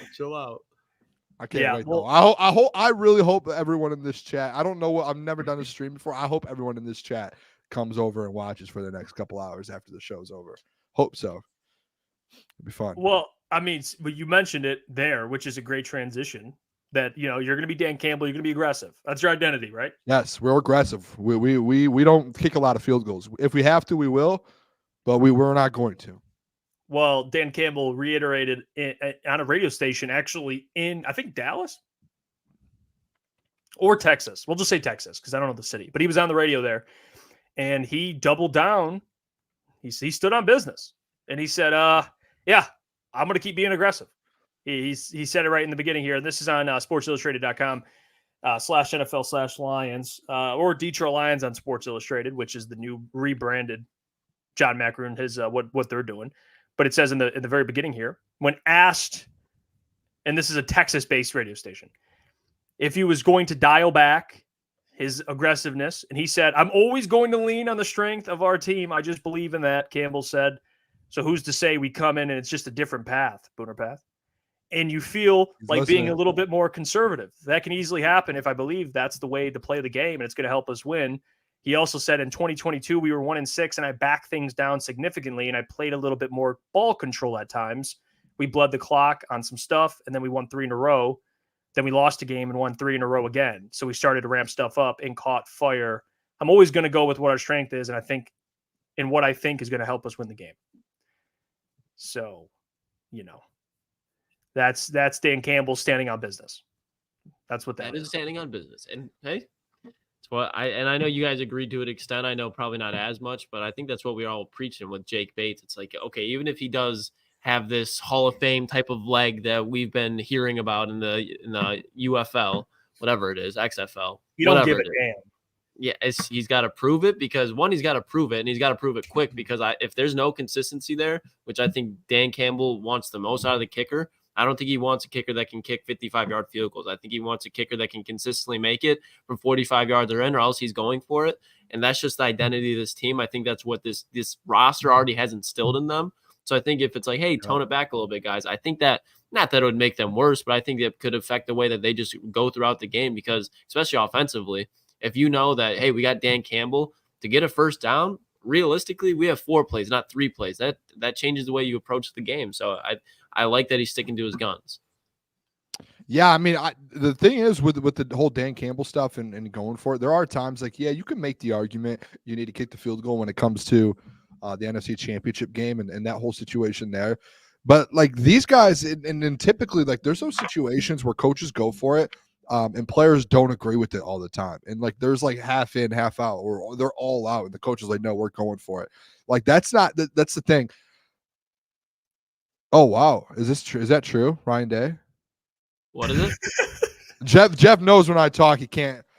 I heard Jeff, Ryan. Yeah, Jeff, you can't do that while I'm talking. All right, but back to yeah, Dan this Campbell. is so true. Not that would make my fucking day. Back to back to Dan Campbell. Like the thing is, like the NFL teams is like coaches go for it, and other players in the NFL, they're like, no, I don't agree with them at all. And like there's toxic environments. The thing that Dan's made from day one back in 2021 when he came in the building was, this is going to be our identity. We're about grit. We're about kind of, having that chip on our shoulder to where we're going to play tough. He set the tone with, we're going to bite kneecaps. And I posted a thing today saying, hey, we'll take anyone on at anywhere. We'll go to a landfill and fight someone. Like, that's just his mindset. And it's instilled in every single one of the players from the top, bottom, and top down. And like Anzo had that article that he had come out at the end of the season. And when that came out, in that article, he had mentioned, they asked him about going forward in the NFC championship game. And he essentially was like, that was how we got to where we are, was being aggressive. So I don't see Dan ever switching it up. Like, that's just there's been this like thing in the NFL analytics wise of teams going for it and going for two way more often than not, than since 2010. Like, it's just been going on an uphill trajectory of all this going for two and kind of going on fourth downs. And I think Dan Campbell was like that tipping point to where he kind of looks at the analytics and is like, yeah, we should just go for it every time. This should be a thing we do more often. Let's be more aggressive, because all it does is help you out in the long run when it comes into a game. So yeah, I don't think he's going to change it. I do think with Jake Bates, you do get into that situation to where those 40 to 50 yarders, you do think about it a little bit more, to where you're like, in a certain scenario, maybe where you're up 7, you can get to a 2-possession game, or you're up like 14, you can get to a 3-possession game. Maybe that's when Dan's like, hey, we do got a little reliable kicker here, a bigger leg. Maybe we can do that. But I don't see him drastically changing how he kind of goes about his, game plan. The only thing I ask, because you guys know how I am, I've brought up before how I was skeptical about the aggressiveness. The only thing I will say on this is, Dan Campbell, he is who he is, through and through. And I respect that. And actually, the fact that his players are so behind it. I mean, even in the receiver doc, I'm sure everyone's watched it. Even John Brown, Amon-Ra's dad, was like, kick a field goal, kick a field goal. That's just like everyone's initial reaction. But even the players are like, no, we're going for it. And we know we can get this first down, even when they don't. You don't want to be reckless, but at the same time, if he's going to choose one, if he's going to say, hey, I'm going to be aggressive, then just be aggressive. Like, I know it, because there'll be times like in that 49ers game where he's settling for field goals when he should go for it. And then there's times where he's settling for field goals when he should go for it, or he's going for it when he shouldn't go for it. Like, it's just kind of, that's where it gets tricky. And I think Dan even knows that in that 49ers game. Like, there's times where you go for it, and if you're Dan Campbell and you're like, fuck it, we're going to be aggressive, then just do it. Fuck it. And just Josh Reynolds catch the ball. Yeah, he should have caught the ball. Like, I mean, I agree with that. And guys dropping passes doesn't help. But that's the thing, Dan, I think in a big game like that, there's a lot of pressure, and he's like, I don't know, I want to go for it, but I think we're going to settle here. Like, just fucking do it. Just good. Not saying never use a kicker, but full send. Full send. Full send. Do it. I mean, I'm with you, but I don't even all in or all out. I think that's what people look at the end of that game. But when you look back at, if people forget about the Jamison Williams drop at the end zone, obviously the Josh Reynolds catch, the Jahmyr Gibbs fumble, the Kendall Vildor bounce off the face mask, and you just got him and Cam Sutton trying to guard Deebo Samuel and Brandon Ayuk. It's not going to turn out well. So when you talk about having to be aggressive, I really don't fault him in that moment, because I think they were riding such a wave of momentum that you have to do whatever you can to keep that momentum going. And I understand that it blew up in his face by not getting it. But if they get that shuts the door on him, even if they get 3 or 7. But I think 7 truly shuts the door on him, just because they know that the 49ers, they're built to come back like that, which they did. And giving you 7 instead of 3 really secures it. Yeah, even that Dallas game, remember, he kept going for it. That one did make me mad. But again, I couldn't even be mad, because we won the game. We're gonna go win that bitch. I think from the jump though with Dallas, I think he had the mindset. I do think there's a scenario with Dan's mindset to where it's, how are we playing today? How confident am I with the special teams and the offense? Because there was a scenario as well, the fake punt in Dallas, where the pass to Germ. That was big time. I think they were backed up at their 30 or 35. Yeah. And if you don't get that fake punt, like they're in field goal range instantly in that game. Like that's tough instantly. So like they go for it and like that's early on in the game too. So I do think like seeing things like that makes you know like what Dan is. He did get a lot of criticism early in his career doing it. Like when you're 3-13-1 and you're constantly still being aggressive, like yeah, you're gonna get criticism. When you're 1-6 and some of those 6 losses are because of your aggressiveness, like yeah, you're going to get criticism. But when you finish the season 8-2 and you go win 12 games, like no one's going to question you at that point. And that's the thing. It's like, hey, if you're winning games and you're getting to NFC championship games consistently and you're winning the division consistently, and it's based off having that chip on your shoulder, playing aggressive and kind of going for it on big time situations and 4th downs and going for 2-point conversions, like you don't move off of that. That's like asking like, guys that are like there are head coaches that are great at different things. And it's like asking like a Bill Belichick to stop running the ball. Like, hey, just start like go out there and run the Mike Leach offense and just air raid offense. Yeah. Like that's like asking a coach to do something else. Like that's just Dan Campbell's like that's who he is. And that's the head coach that you have is like that's his style of football and coaching is doing that. So like that's just that's who we have. And I don't think you could take it away from him, but there are going to be times, Jeff, you used to say it all the time.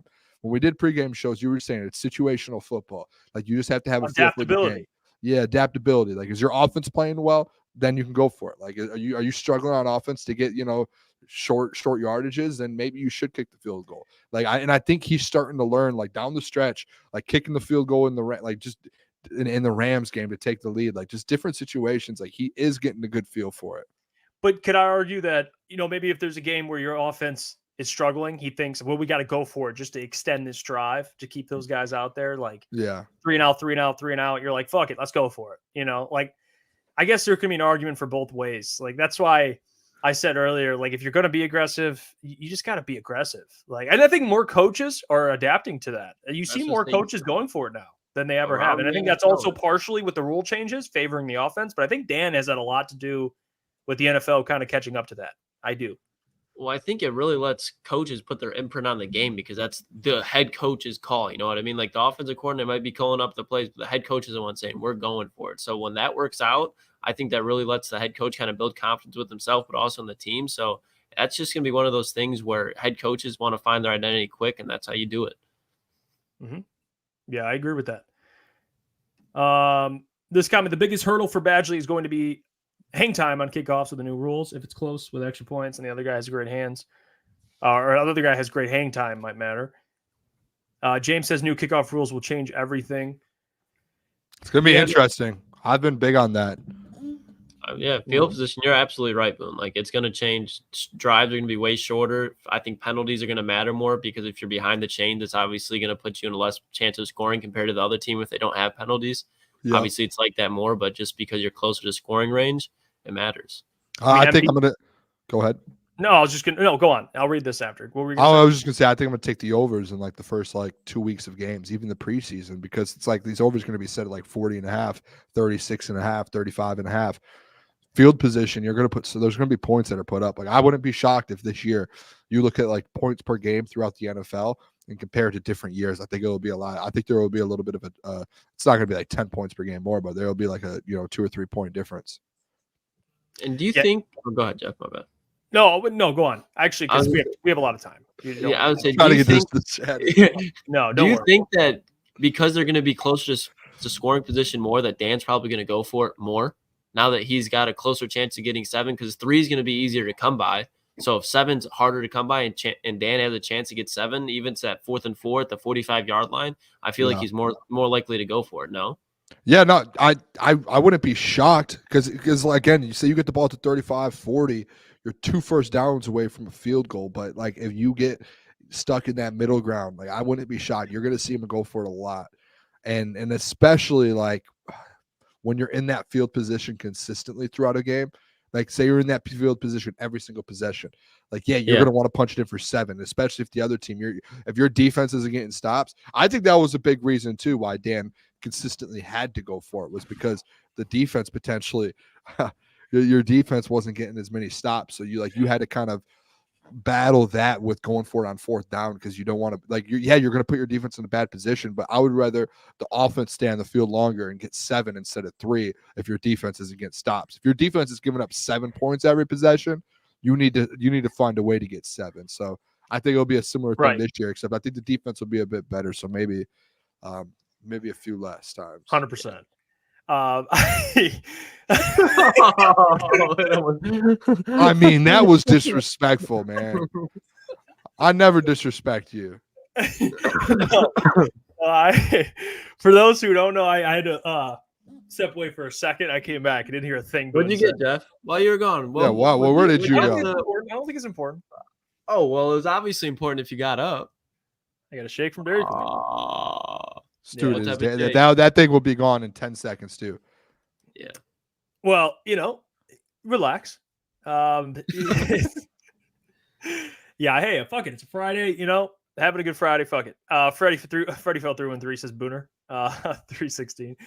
Shout out. Eric Allen says Crunch Time Sports. Do you think overall stats and yardage will go down a bit because more of these drives will likely have shorter yardage to get to the end zone? I think that's a great point. Great point. Maybe that's why a lot of these over-unders in Vegas have been a lot lower than expected. Like maybe that's the reason that they do think that their yards will be down a little bit. I think points will be up because you're going to get to the end zone a lot quicker, but maybe the yardages will be down a lot. That's probably why they want to add that 18th game too. Yeah, record being broken. Can you imagine like all these records now, like with 16 games, and they're going to be shattered by 17 games, and the 17 game records are going to be shattered by 18 game records? Like, did you guys see that post I sent you the other day of Walter Payton when they were playing like 14 game season? The man had 40 carries for 275 yards, and the final score was 10-7. Like, could you think about how just differently the game played in these records? Like 40 times. Quarterbacks don't even throw the ball 40 times in most games. And the dude was coming off the flu. That's actually insane. That's crazy. Insane. Yeah, that's insane. I mean, to think about how different the game is continuing. I mean, all sports are supposed to evolve. I get that. But 18 game seasons, I mean, you're going to have receivers putting up 2,000 yards. Great receiver. It's just going to be, you have guys putting up. What did Tyreek Hill have? He was on pace for 2,000. What do you have? Yeah, he was on pace. Then he got hurt. I think he had 1,700, 1,800. I could be wrong, but around there. If they do add 18, I'm all for what Joe Burrow said. You maybe add a little. You got to have a bye in the middle of the season. Maybe give a guy a little bit of rest. Makes the season longer too. I'm all for that. Yeah, I mean, Mahomes threw 50 TDs in a 16 game season. Yeah. Isn't that crazy? You had 18? Boy, he might. You go back and look at Dan Marino's stats too. That's where you're like, oh shit! Dan Marino's a guy that could play in the NFL right now and probably throw for 5,000 yards. Yeah, that would be an interesting one. There are some former players where I would have loved to see them play in today's NFL. That would have been a very interesting thing. Yeah. MP says you young bucks need to follow up on Billy Sims. He was a Hall of Famer. Yeah. I was actually watching a NFL Films clip on Billy Sims the other day, and I sent it to Boone to if we can get it up we'll get it up on socials to show people. But it's just watching. By the way, NFL Films does a great job. I don't know, you probably do this too, Lucas, but you look back and watch them. And I grew up on that NFL Network. That's all I watched. I'll go back and watch their they'll highlight players and do players of that era. Billy Sims is one, and we saw him at the draft. He was down there, just at a booth signing autographs. He is the most content human being I've ever seen.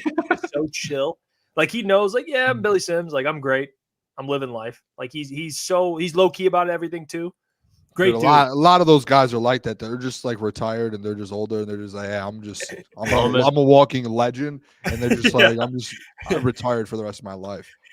That clip of Billy Sims jumping, kicking one guy. It's just and then floating. Kicking the other guy floating. Yeah, that. And that was that was a different era. Different era.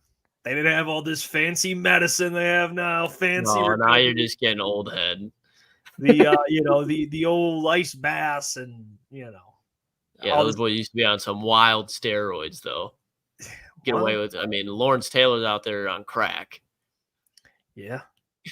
Man, it was just a madman. Freddie fell through and 3 says, I'm going to have to join a 12-step program for college. I'm worried. I just got it today. I'm going to do can't this set the stream. I'm worried I'm controller not going to stop. Dude, I try to get sleep because I'm up early. I'm trying to get YouTube scheduled and get everything taken care of. And it's crazy because I'm tired because last night after the show did some things, got on NCAA. Did some things. Yeah, little things. Like I'll go and put the podcast up, make sure people can listen to the podcast. And then I played some NCAA. I was up till 2:30 in the morning playing NCAA, dude. Bro was locked in. I looked up. I go, what the fuck? What just happened? I haven't stayed up till past. I mean, on the weekend, maybe you go out or whatever, but I don't really, it was wild. That game, it's got a lot of people changing up their schedules. And I still woke up early. I didn't want to fuck up my whole schedule here, but that game's got me, boys. And Booner, it's going to get you soon too. I promise. I'm a little nervous. Like I feel like I'm going to be addicted to this thing, man. It's insane. The game. I've got things to do. I've got jobs. I've got this. Like this is it's going to ruin his life. College football. Yeah. He's never going to leave that office. Just going to be just Booner, TV, college football. And what would you DoorDash, Boone? If you had to pick 2 meals of DoorDash every day for breakfast and dinner. Breakfast? You don't need lunch. I'd probably for breakfast. I would just get like a diner, like a good, like nice normal breakfast. Like what is it? Like the sun, like the morning breakfast. I don't know what those are usually called, where you just get like 2 eggs and bacon, toast. I'll sub out hash browns for something. I do like How about hash brown? That's such a wild thing to say about breakfast. I mean, you guys Yeah. know me. You guys have gone to That's breakfast with me. sub out hash browns. Are you kidding? You guys have been to breakfast with than me Jeff and his 100 fucking times. bagel. What did I do? I just I said that's worse than you and your bagel. You take What's the wrong with bacon my off. bagel? You take the bacon off, and then what did you add on? Or no, it's your burrito. You would take bacon off of your burrito, and what would you add on there? Was it spinach? Yeah, you tomato. Yeah. And by the way, it was the spinach. I didn't have a problem with the tomato. The spinach is what you had. spinach came on it. I think Yeah, you would got leave it on there. You would leave it on there. Hey, real quick, before I get called out for taking bacon off, I love bacon. But we're at our prior employer, the coffee shop, the bacon is chewy. It's not good. I'm sorry. It's just not. So you know how you go about that? Hey, can you put that bacon can you make it a little crispier? But instead you go, keep the spinach, add tomato. Oh, why do you got to say it like that? Hey, what? And when we go to breakfast, I get bacon. Bacon's essential. Hash browns, essential, Lucas. We agree there. Essential. I don't know where Booner's smoking. Maybe you get sausage. you guys, yeah, I do like bacon. I sausage. I mean, sometimes you get some good ham. You're not really a big like potato guy, like French fries. You're not huge on, so I get that. Yeah, you never got a ham with your breakfast before? I have, but I usually take like 2 bites of the ham and half of it. And I'm a guy that you like clean plate club. I'll leave that ham there. I'll leave the. We're getting into a bad conversation here. Let's move on. I mean, now this James McDonald's hash browns. They're so expensive, but they're so good, Yeah, dude. they're so. Like I would pay the $250 for that. I'll get 2 of them things. I'll get 2. Essential. You need 2. You put them in between the sausage and McMuffin after a night of drinking. Oh my god. That's the fix. A little bit of OJ. No Woo. Simpson. Oh, you did not. You did not. Wow. On a Friday. That's wild. Yeah. This guy, OJ's. I mean, he's just hanging. He didn't do nothing wrong. Yeah, she surely did nothing wrong. Hey, the court found them innocent. The club didn't fit. It did not fit. James says homemade bacon over fast food bacon. James is 100% fucking correct. Yeah. All right, I don't give a damn. I'm not gonna name the place. I'm not catching anything. But homemade bacon versus that spot's bacon. Mm-hmm. Even a diner. You go to a diner near you. Everyone likes a diner. You get their bacon. Usually, it's pretty good bacon. Like I went to. There's a Coney Island by my house. Good bacon. Good bacon there. I don't know. Booner's just hating this conversation. Yeah, you guys are right now. losing. You guys are Booner losing hates me with this. this. Oh, you just had a conversation. You guys just had a conversation about bacon for the last. 20 Hey, it's minutes. Friday. I mean, we're talking I about do bacon. enjoy bacon. If no one's ever been to Tony's before, Tony's, go get Tony's BLT or just go get Tony's breakfast. You'll get a lot of bacon. I lived in Saginaw for 5 years, and there's a Tony's in Saginaw as well. There's one in Saginaw and there's one in Birch Run as well. So I used to go. We would wake up on a Saturday, Sunday morning and go to Tony's and get the biggest meal. They're BLTs. Go look up a picture right now, Jeff, of Tony's BLT. They'll throw you off a little bit. He wouldn't like it. He'd want a spinach. He'd want a spinach, lettuce, tomato. That'd probably be perfect for Jeff. That'd be his favorite. It's Tony's is a protein, and it's basically lettuce. Continue. I mean, what do we? all right. Let's talk about what else do we have here? What else do we have on the docket? Well, here? I was Detroit you know what? Lions. Before we go to mailbag in 13 minutes, I'll ask you guys a question we haven't gotten to, and it's something I want to talk about. We want to talk about it yesterday. We didn't have time. I asked you earlier who's a player from training camp that could impress you. How about we talk season, NFL Lions season?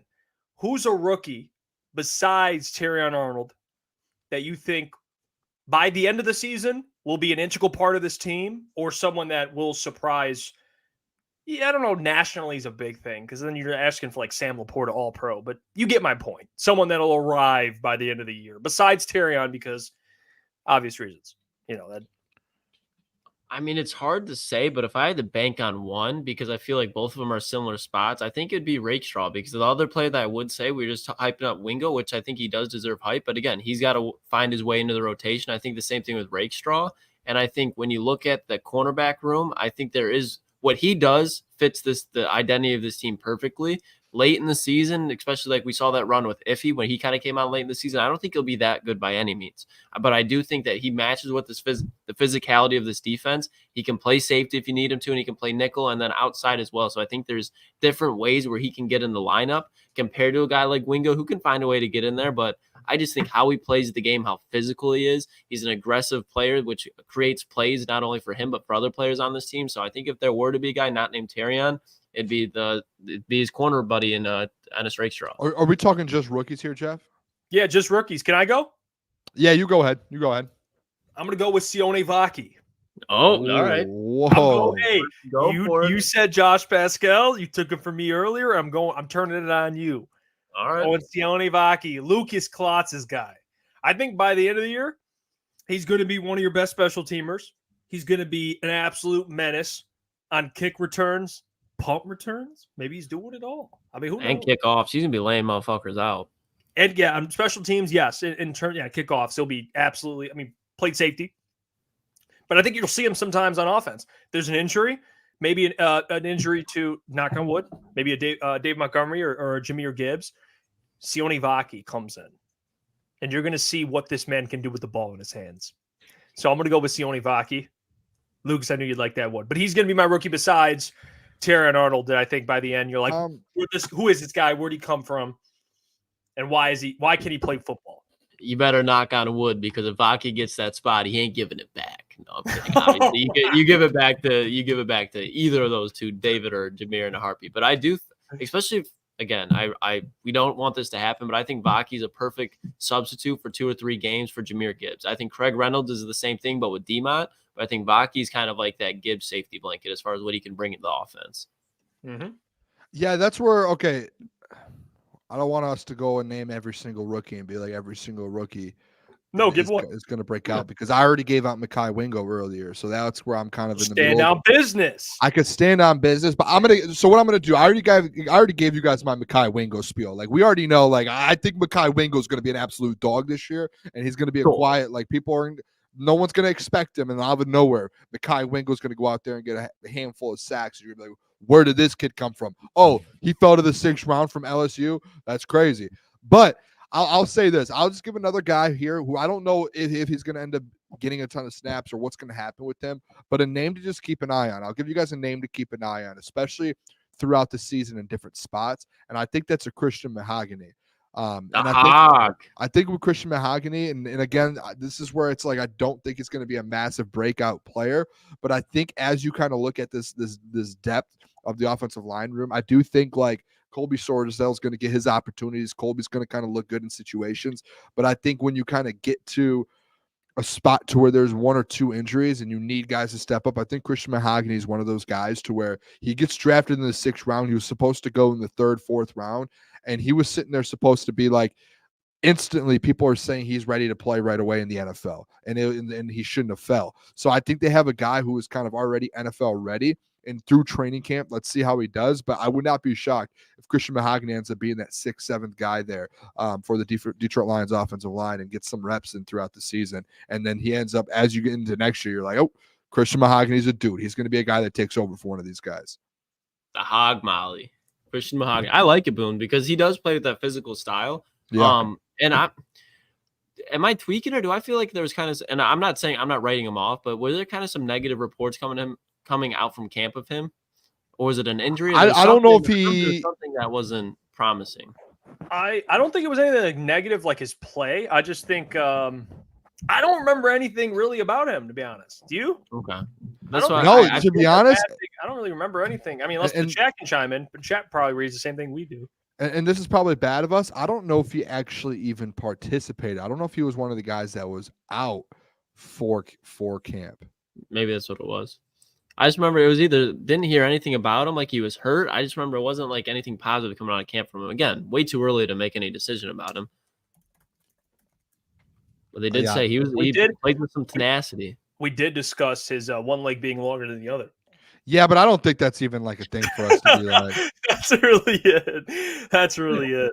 Because I don't think he really. I mean, there's nothing negative you can really say about the guy. I mean, he could probably be like this year's kind of like Yodi type of player. I think that would be fine. I mean, Yodi was taking snaps. He was starting in the NFC Championship game, and he didn't get completely embarrassed. I mean, there was times where he definitely got exposed, but I thought it was going to be way worse.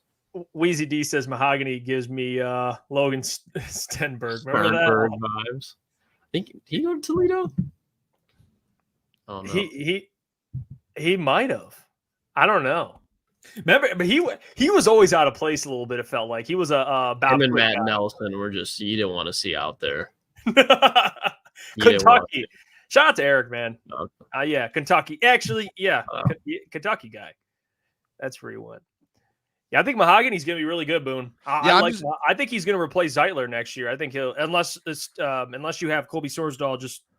I think that's like a thing to keep an eye on. To be honest, is Mahogany and Sorsdale's like how is Sorsdale's development kind of turned here? That's like the biggest question mark to me.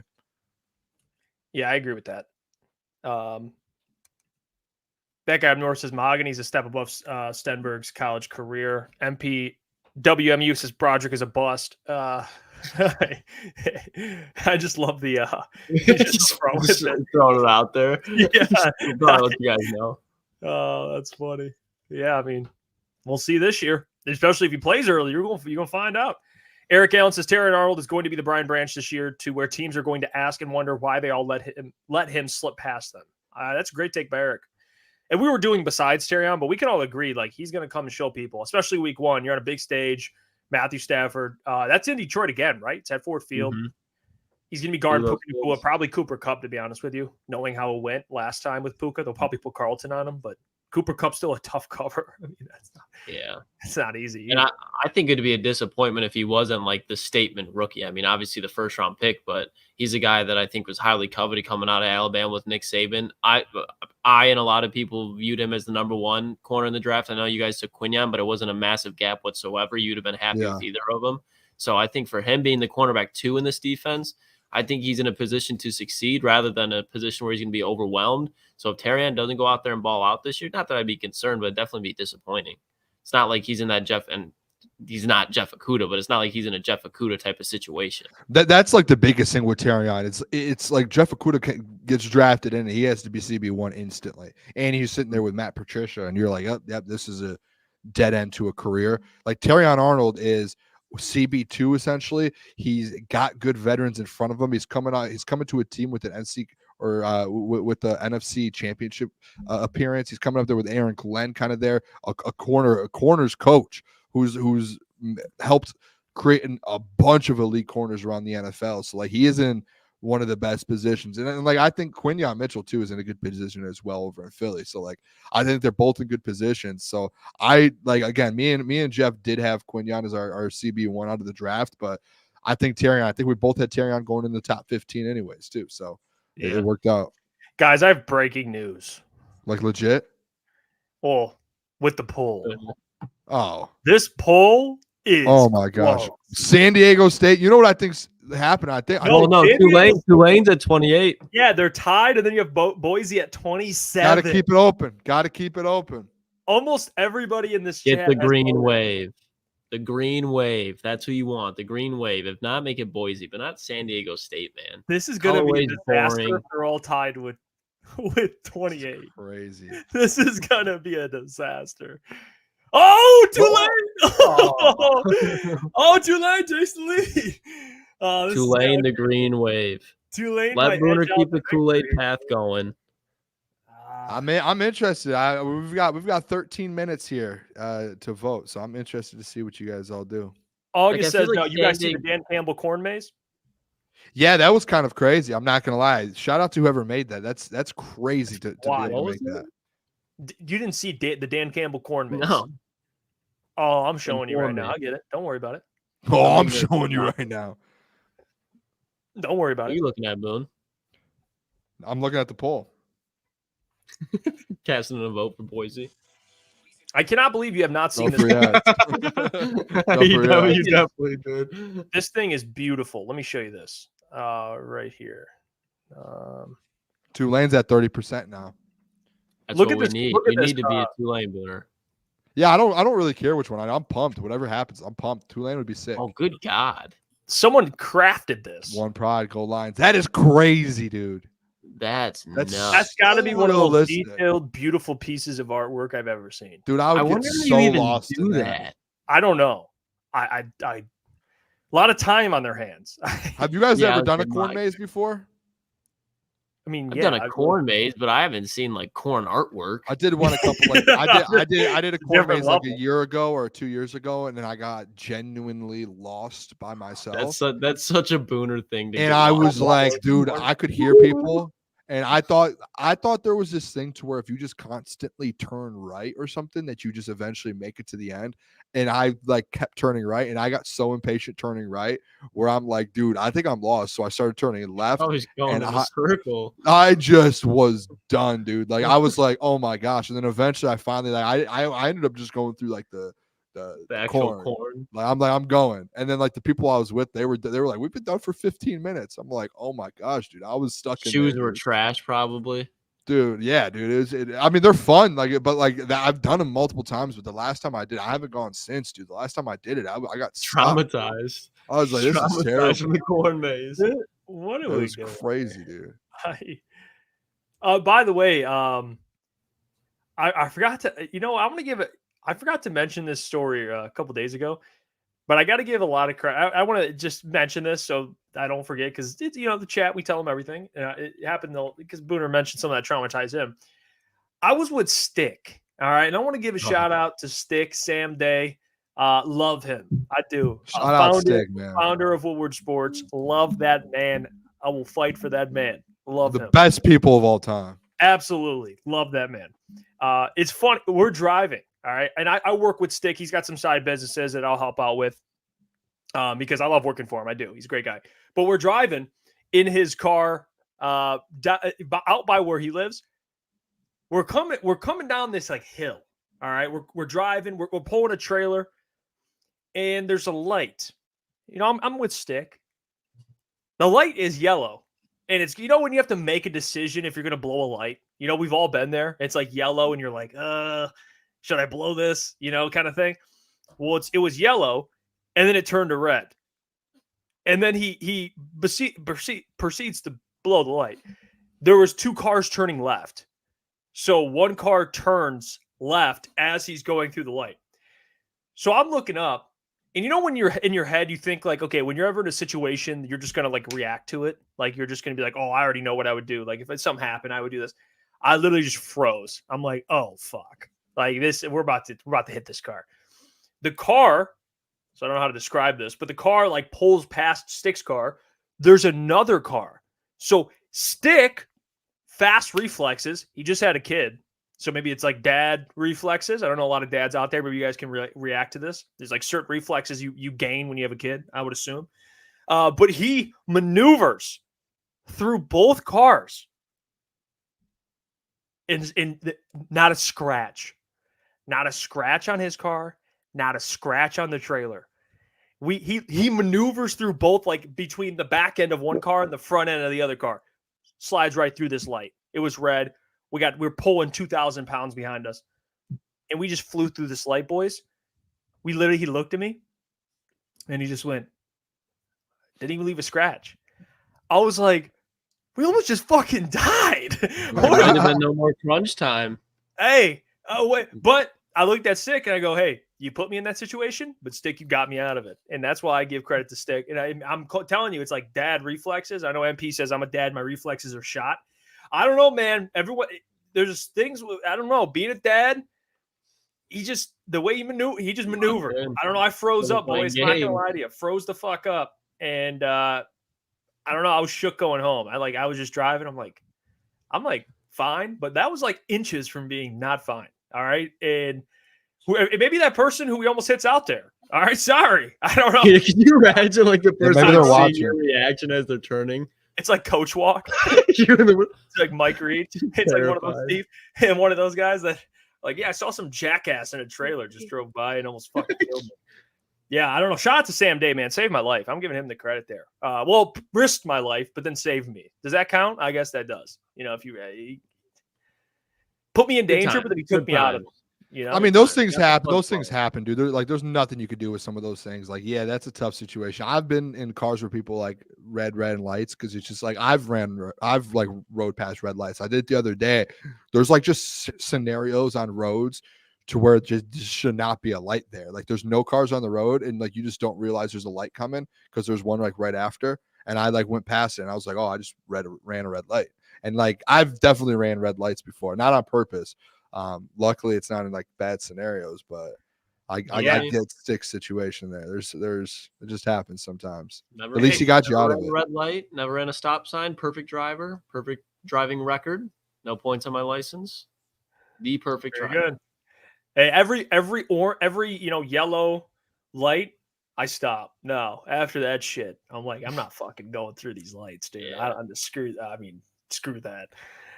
Yeah, shout out to Stick, man. Risked my life, but then he saved it. So shout out to him. Boone, you sent me this. Should we? What are you asking, Boone? This something after the show, probably. Yeah. Okay. Yeah. It's for the live stream. I was just. Yeah, we're gonna end the show in 5 minutes. Booner's gonna go live on what, probably 10:10. So yeah, what I'm trying to do is I think I'm gonna make the link while we do mailbag here, and I'll put the link up, and then I'll share the link in the chat here, and then okay, and then we'll do that. And Jeff, if there's anything you need to change, differently, we can do so on the back end. Let's do mailbag though. I'll help you out. I'll do that. Don't worry about it. Mailbag though, baby. Yeah, let's get any questions. 5 minutes left. Any last questions? And then we'll end the show here. And then, like I said, if you're up tonight, you're hanging out, maybe playing some NCAA, tune into Boone's stream here on Crunch Time because we're going to see how this goes.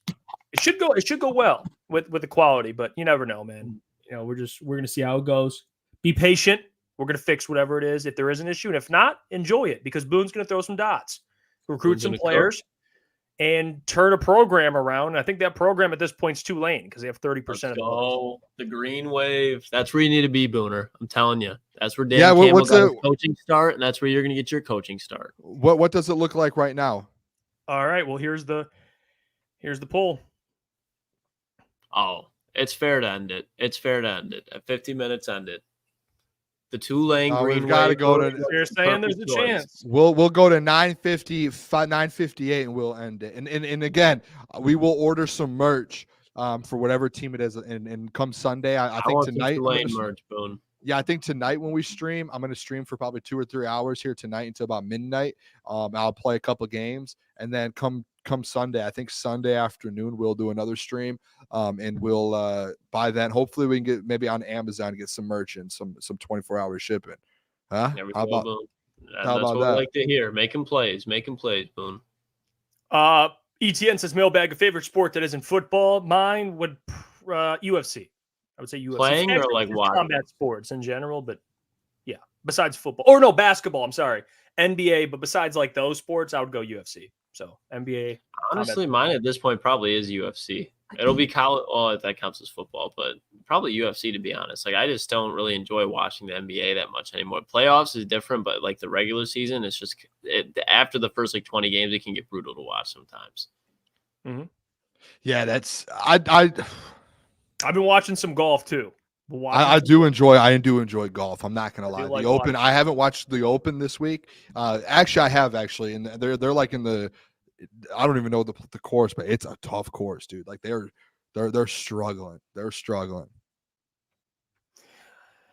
Yeah, I would say me NBA, combat sports, and then after that, I'll watch the NHL. That's probably those are the. I'm sorry, MLB. It's. I'll keep up with the MLB, the Tigers, but I can't watch baseball. I love going to baseball games. I love going to watch the Tigers, but man, baseball. I'll watch playoff baseball, but regular season, I can't just sit there and watch baseball. I do say it all the time, like the Detroit Tigers being back and being in the playoffs, like October baseball at Comerica Park.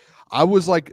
I was young to where I didn't have like a license or I couldn't drive to games to go to October when Justin Verlander and them were playing. So I never got to see Comerica Park like that in person. I would love for them to get back with Scooble and these guys and they'll be able to, be playing meaningful October baseball and be able to kind of in September and have Comerica Park just absolutely banging the way it should be. Mm-hmm. Have a banging, Boone. Well, Derek says, mailbag, are you guys live streaming at night during the training camp weeks? Of course. Yeah. Of course. The only week or the days we won't be live, it's only it's a select 2 days, but that's for other reasons. Actually, it might be 1 day or 2 days. But it's because Jeff, we're taking lean in a little bit. Lean into the camera a little bit. Oh, you fucking. It's because don't do that. I don't want that screenshotted. Jesus. That's fucked up. Son of a bitch. What a way to end it. Fuck. Damn it. Bro is licking his lips. Oh, good times. Good times. All right.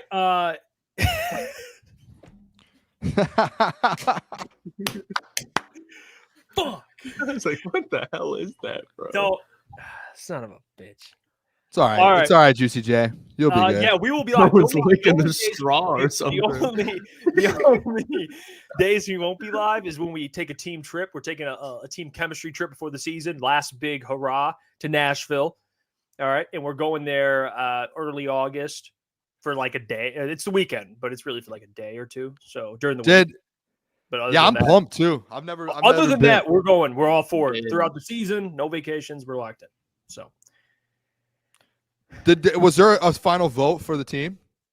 No, Tulane won by it was like 2%. Oh, I'm going to Tulane. I'm coaching Tulane. Heading to New Orleans. And that's where you need to go, hey, you're gonna have a good time recruiting down there too. I'm gonna have some gumbo.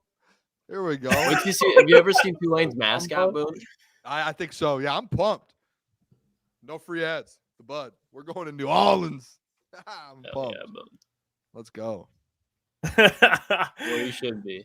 Oh gosh! All right, I'll put the stream in the chat here. I cannot believe that just happened. Don't screenshot that, please, anybody. Face. I don't want that getting out. All right, whatever the fucking. I think I hit it well enough. There's the stream. It's right there. I just put it in the chat for people to go to. That's where we're going to be streaming. Will one of you boys be? You guys don't have to be on camera, but you guys can talk like a voice of God. I'm gonna go for a run, Boone. I'm definitely like on to stop in the middle of my run, get an update. Then when I get back from my run, I'll definitely just hop in the stream for the rest of the time. Jeff, I need you. You're my pass game coordinator, so I need you on. All right, I need you like the voice of God, like Booner, don't do this. Booner, do this. Don't do this. Booner, I'll be the director of scouting. That'll be my role. Yeah, because I'm gonna need help scouting and stuff like that. I didn't realize you have to recruit. Like, there's all these things, and all the people here, the Booner path is moving to college football for the weekend, man. We are going absolutely head down, and we're going to win a national championship. My plan is, as Coach Dan Campbell's long lost son, is to win a national championship with Texas A&M, and then come back to Michigan and win a national championship. I'll see you guys in the stream. All right, you heard it. You heard it. Tulane, baby, let's ride. The green wave. We'll see you guys. Have a great weekend. Stay safe out there. Peace. Stay Love you blessed. guys. And hey, have fun this weekend, but not too much fun because we need you back Monday. Until then, or actually until the next stream. And we got weekend content. Sheesh. Hey, we appreciate every single one of you.